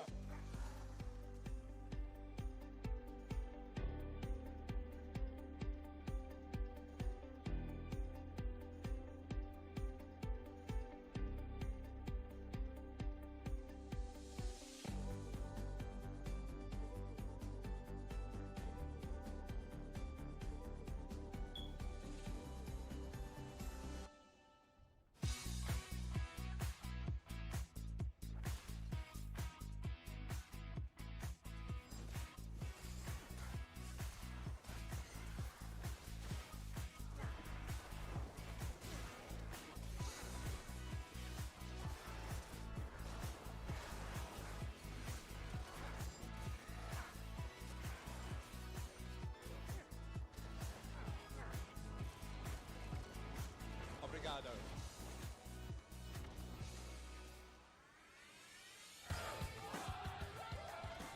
At FanFest Melbourne, it's playing awesome games and having a great time.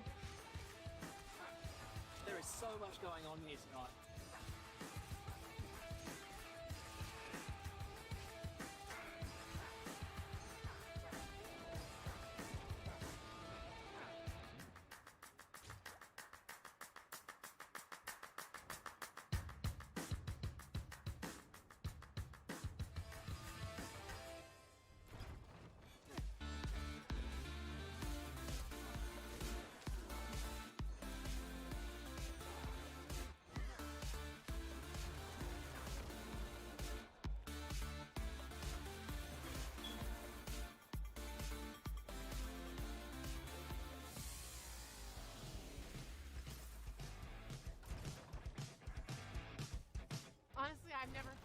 good to be part of Xbox in my life.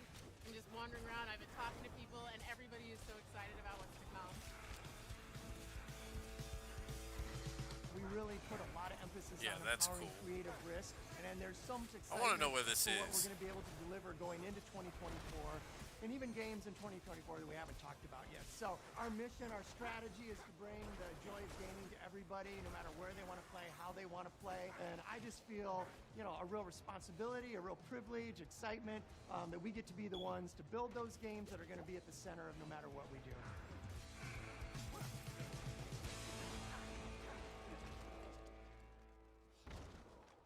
Hi, I'm Sebastian, and I'm the community manager for Light Your Frontier. Today, I'll be playing with Kelly, Anita, and Carolina to explore the new multiplayer features Light Your Frontier has to offer. Good morning, good morning, good morning. Today, Is we this should really what continue we're doing building up with the this base we started showcase? yesterday. Is this We'll need filler more at this resources, point? and it'll be faster if we work together to collect them. Can two of you work on that? That's what this seems like. Just filler show. Hey, that purple mech looks great. Thanks. It's my favorite color. Dang, the farm looks pretty good with all the grown crops. And it kind of has stuff reminiscent of Slime I'm Rancher. gonna work on making our home look a little bit better, and then I'll come down and help you out. Great. I'll see you in a bit then. What do you want to focus on gathering, you think? I can get wood to start with, and then you can help me get some aluminum. I'll get some stone also then. That should cover a lot of what we need for crafting and building. Once we've finished, let's head back and help with the buildings. Resupply to the rescue! How's it going up there? I think I've got a good idea of what I want things to look like from up here. Nice. Oh, there's so many good choices. Alright. Oof.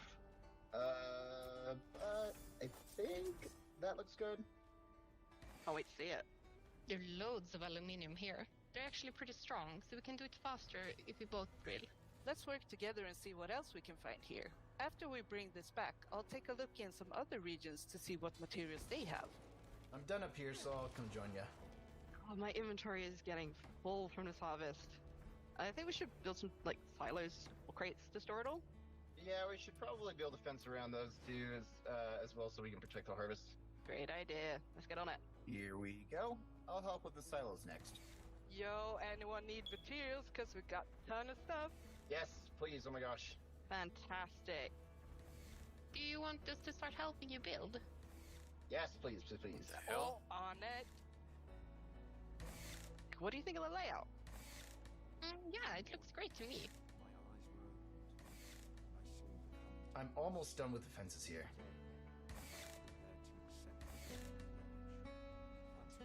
Hey, everyone! I was going for more materials and I found some ruins over there. Really? Jump in your mechs and come see this. Oh, wow, what is this? Look at that! This is so cool. That door is huge! Wow! I wonder what's inside, though. Tomorrow we should totally find a way to open this. Let's head back to the base and see what we can do.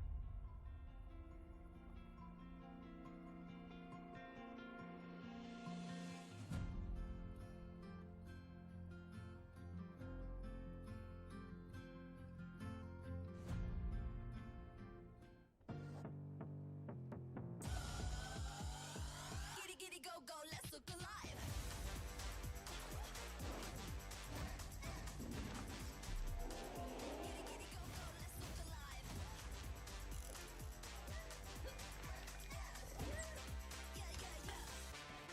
Let's look alive. New vibe, hot off the press like skydiving into Sunday best. So high now, what you expect? On top, yeah, I got that effect. Giddy giddy go go, let's look alive.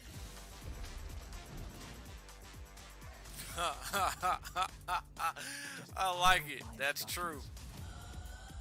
I didn't even think about that.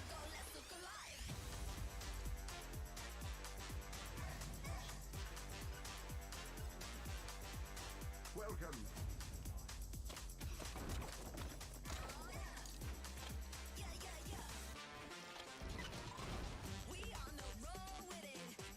This all looks like stuff that should be on the Switch. Like, if you wonder why people do get upset that they're not getting games that show, like, Xbox or PlayStation 5's capabilities, then this is why right here. because we keep getting filler games like this. And it's great to... Oh, what is happening here? It's great that the...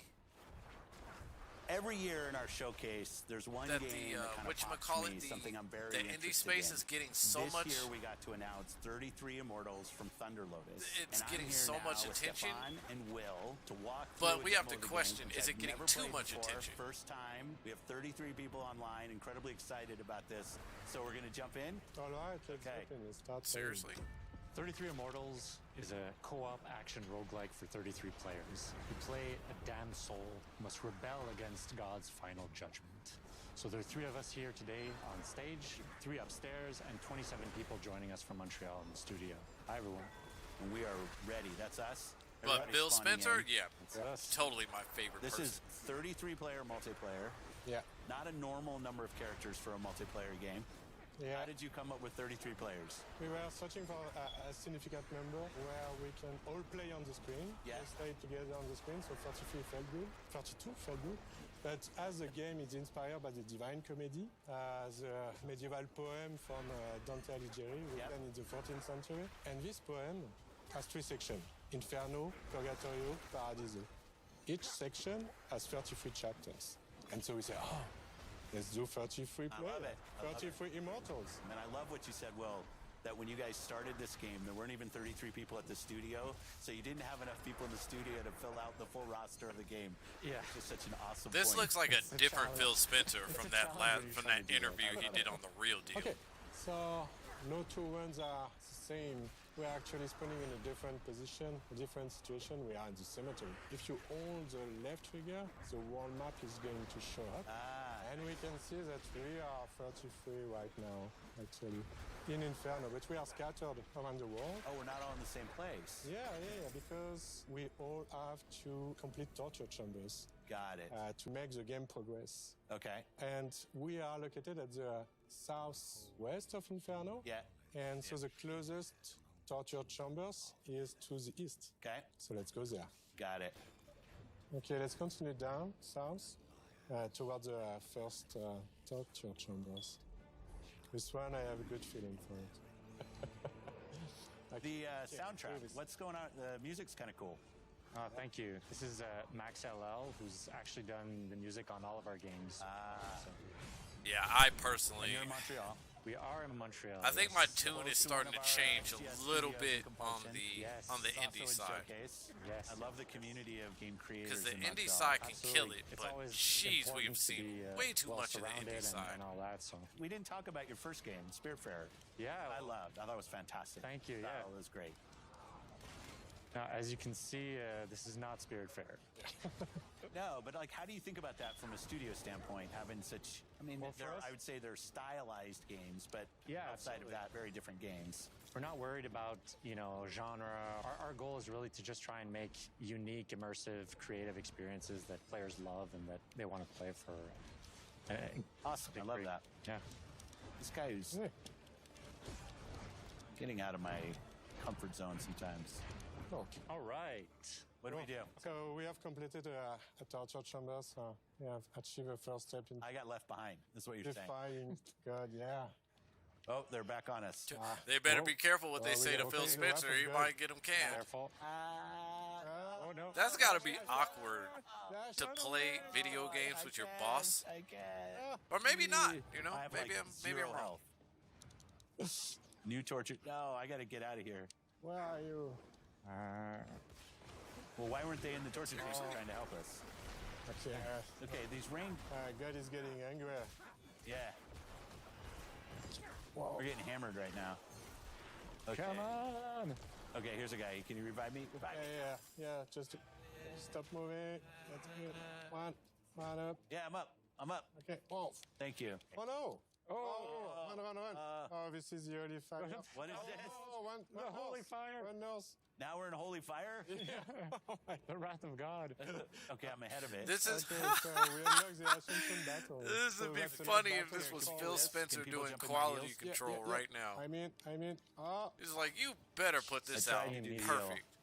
Don't mind me in the wandering middle soul. of a showcase. Save me, please. I'm like a zombie. Maybe someone. Which makes mentioned this I'd never even played before. more awkward for them, I bet. Oh no, I died too. Oh my. Okay, hopefully the team. Or else the team behind can the scenes, carry he us. was like, don't make me look stupid we are in this not alone. interview here. There's a lot of enemies in this small space. Gonna try to not move. Okay. Don't move, and hopefully someone is going to be able to revive you. Okay, good. Oh, I'm in. I'm up. I'm in. Okay. Back. Okay, I'm back. Yeah, thank you. So this is the last step. I think it's my last. All right. Okay. Yeah. We did it? Yeah, we did it. Yeah. Well, yeah, we did it. Yeah. Yeah. So now we've ascended. Yeah. That was first chapter of first book. Is that how I should think about it? Yeah. It's the first world. Of course. So it's More. Inferno. Yeah. Each region has its whole big set of challenges and everything, And this is all on the map. and its final boss fight. That's what this is. Well, since we've basically come through unscathed so far, this should be easy.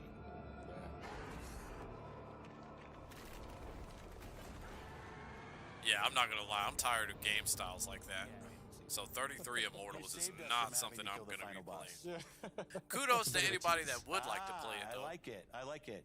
Well, best of luck to you and the team and everything that's going on. Can't wait for this game to come out. I won't ask for the date because I know that's unfair. But it was great to have in the show. No, Great for you to Phil, come down don't and do you got the that opportunity on. to play. So thank you. Oh, that Thank is you so much. stupid. Thank you so much for having us. Thanks for watching Showcase Extended. I love these opportunities to show more about everything Don't that do you that, saw Phil, in the- because that's in the part of your showcase itself. mistake right there. Thanks to everybody that supported us, and have a great week. Thanks, everybody.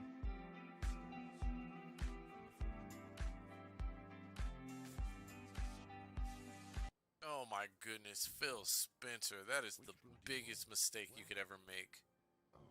We don't know, of course. Elias could cover the steppes in blood, but a lesser could wipe out the continent. So, how long do we give Phil Spencer? I give him a year at most. Inside. Pray it leads us to him. Maybe two, if they actually deliver on Starfield.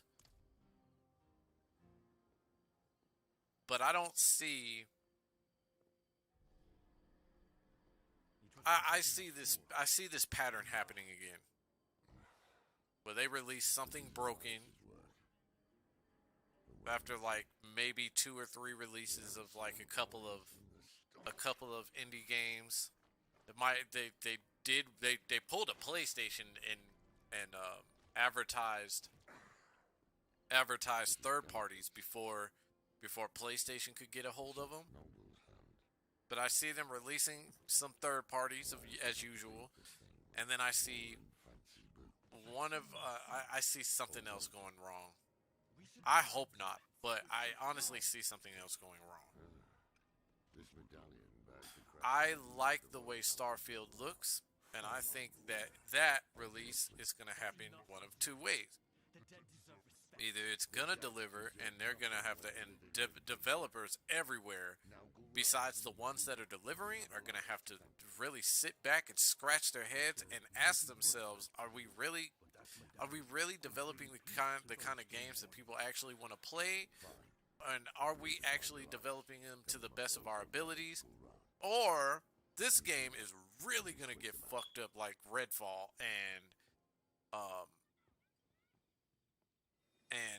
tank bad, and it's going to make Microsoft look even worse than they already did before the show their showcase anyway. I can't say whether or not I have faith in it or not. I can't. I have no faith at the moment because of everything that I've seen in the last couple of years. So for me, as hype as I probably should be for that showcase, I just can't bring myself to do it because I've seen this pattern before too, where they'll have a really good showcase and then they will deliver little to nothing of what they've shown on their showcase. So I'm waiting to see what happens when Starfield comes out. I am keeping a reserved mind for Starfield. Is this game actually gonna make me dust off the Xbox again? Because I want to be able to play on everything. But gosh, man, like Xbox has not been coming with it for the better part of a few years. And you could say that about PlayStation too. Just not like Xbox. So I don't know. These showcases though, like yesterday's showcase of Capcom and I'll get into Capcom in a minute. Ubisoft, I've always said that Microsoft puts on a circus, and they do, but Ubisoft takes the cake with the Forge that they did yesterday. Like, I didn't need dancers to come out on stage. I wanted to see everything that Ubisoft had to offer, and it was fairly underwhelming to me. There was a couple of things, like of course they were gonna show Mirage. Mirage looks okay. I'm gonna play it. I did like the Prince of Persia. What else did I? What else? Was it? It wasn't Payday. I'm sorry. I was thinking of the Microsoft. What was the other one? There was something else, but there wasn't. It was just very underwhelming. Like, it wasn't anything that was even worth getting excited over. And normally when they have performers come out and dance, it's because they're advertising for another Just Dance, which I'm very surprised they did not actually advertise that. One thing I will ultimately say I hate, when in these showcases, I hate when TV shows get announced. Because the guy that stepped out for the new anime, like, he wasn't just boring. He was just dragging for camera time, and it's just like, we're here to see what you have to offer. And he's sitting there making dry jokes and showing us this mid to low tier anime that he's got coming out, which I don't even know if I want to try because it just didn't look good. Then you had what was it that they brought out? They brought out the Division. I think it's Division Resurgence, and it just, for a cell phone game, for a mobile game, that looked terrible. It just looked terrible in quality. I think the one thing that people would love to see, but I don't think people are holding their breath on anymore, is the Splinter Cell remake. I want to see if that's still in development. But I get it, they announced it last year. It probably still has some work, but they've also canceled games too. So we don't know if that's one of them that's going to get canceled. So that was a very underwhelming showcase filled with just a whole lot of nothing. Well, not a whole lot of nothing. There was a couple of things, like I said, the things that I said the things that caught my attention, but it was a very, very, very, very boring show. And then Capcom is for the better part of 2 years, the last couple of years, they have been on a winning streak with their releases. I love what Capcom is doing. I hate the fact that they felt the need to put out a showcase yesterday. Because what the hell was that? Like, it just looked like they threw a bunch of stuff together and just said, we're just going to be in this just to be in it. But keep in mind, they teased a couple of years back a Resident Evil 9, which I'm sure people are waiting to see. I don't know what you all look at. Sometimes I like to look at the comments, the live comments, to see what how people are actually receiving that. And there was a lot of people looking for Resident Evil 9. So I don't know why they didn't just take the opportunity to try and kind of tease that a little bit, just to get people's attention on it. But what they said was when 8 came out, the following year 9 was supposed to come out. In the following year, what ended up coming out was DLC, which gave you the third person version of Ethan. You got the storyline of Rose, and it's cool. That's cool. But they didn't deliver on what they promised. However, Resident Evil 4 and Street Fighter 6 gives them every right to do what they're doing. And in a sense, not all the time, just this once. Me personally, I could, if I was a higher up, I could give them a pass. Like for me, I'm just like, okay, but still, what the hell was that? You didn't need to have a showcase because you've already delivered 2 games that I would argue would be in the runner-up for Game of the Year. Yeah, Mega Man looked cool. I'm gonna try Dragon's Dogma 2, but the rest of it, yeah, I'm not so interested. Like I said, what was it? Exo Primal is not something that I want to try out. It looks like a filler game to the fullest, and I want to salute the developers because I don't want to insult you too much, but at the same time, it's just like create something better than a VR wannabe of a Konami game. These showcases, though, the first day, I couldn't even keep watching. It was 20 minutes in, and I got bored. But I'm gonna have to go back and watch it because I got something I want to do with it. But it was just boring. Even though, like, I caught Alan Wake, it was great. I want to play Alan Wake 2. I think it's just the aesthetics. I don't need a long, drawn-out show anymore. I think E3 died. E3 died for a reason. And you are just creating a whole nother E3.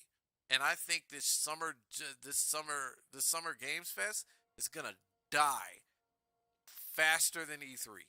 It's going to die faster than as soon as it walks in the door, it's going to die. Very fast. Because if you put on this same show that you've been putting on, then what does that tell you? You're going to have the same problems that E3 did. A bunch of circus acts, a bunch of developers that come in, show off presentations of vertical slices and cinematics, and at the end of the day, you're gonna face the same criticisms that E3 did. So how are you doing anything different besides putting on other people's platforms onto your own platform to stream them on, and thinking that somebody won't notice? That's crazy. That's crazy. You might as well just save it for the Game Awards. And I would argue that within the next 5 years, the Game Awards will probably die too. It just seems like right now, at this moment, like it just goes into my argument that we just need to stop the showcases and just start and force companies to produce games now. Because these showcases don't bring everything that they promise. When you can look at a game like Tears of the Kingdom and have developers wonder how a game like that should be broken, and yet it has everything that a person playing the game would want, we have a serious fucking problem in the space. When you can hype up a game like Redfall, because we've seen this pattern, and they're doing it again with Starfield. When you can hype up Redfall, and then it comes out as the disaster that it was, what do you think is going to happen? We have a problem in the space. It started with Cyberpunk, is the crazy part. And then if we want to go further back than that, it started with us getting games that weren't complete in the first place. So these showcases, I really argue, just need to die. They don't need to exist anymore. just produce games. If you just have to announce them and then just and be on your way to developing, I get that they want to create experiences for the fans and whatnot, but those experiences versus the experiences that you create for the fans should come from the game first before you create those experiences, the other experiences. The experience that you get from the game that's developed should ultimately then be branched out into other avenues. Like if you want to have cons, events, all that good jazz, I think that's cool. But when it just feels like everything is ass backwards in the industry right now. And when we look at these showcases, when we look at a Ubisoft who's been struggling for the better part of 2 years, for the better part of 2 or 3 years maybe, because they're making so many open worlds. Like what was it that they announced? Avatar, the Avatar game, and they're trying to explain how it's an open world. So and in my mind, I'm just like, oh, another open world? Like, dude, come on, you got to get back into your linear roots. We have a problem. So with that being said, like, it was just pointless. It was really pointless. So just, I don't know if what is the next showcase today? Because I'm curious now.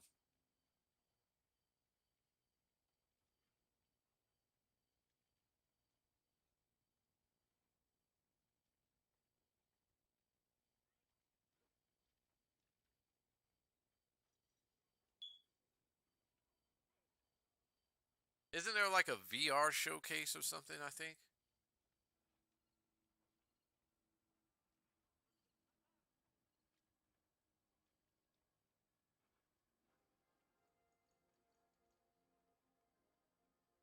I don't know. They don't have another live scheduled, so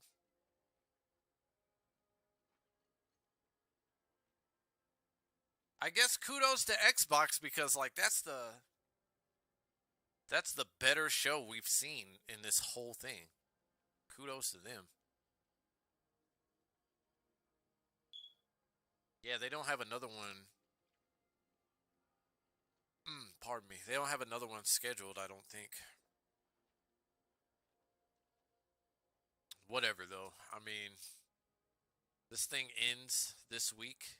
I believe Thursday. I think this show today could have been done yesterday. And then the showcases for yesterday could have been done today. I think that was another problem that I have. It's just that the order of operations. So yeah, I think they're pretty much done today. But whatever. I'm gonna get off because I'd like to eat. My back is killing me. And honestly, I think that show was just a waste of time.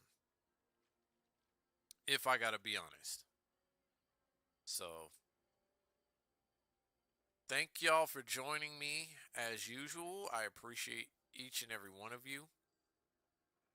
You all are awesome.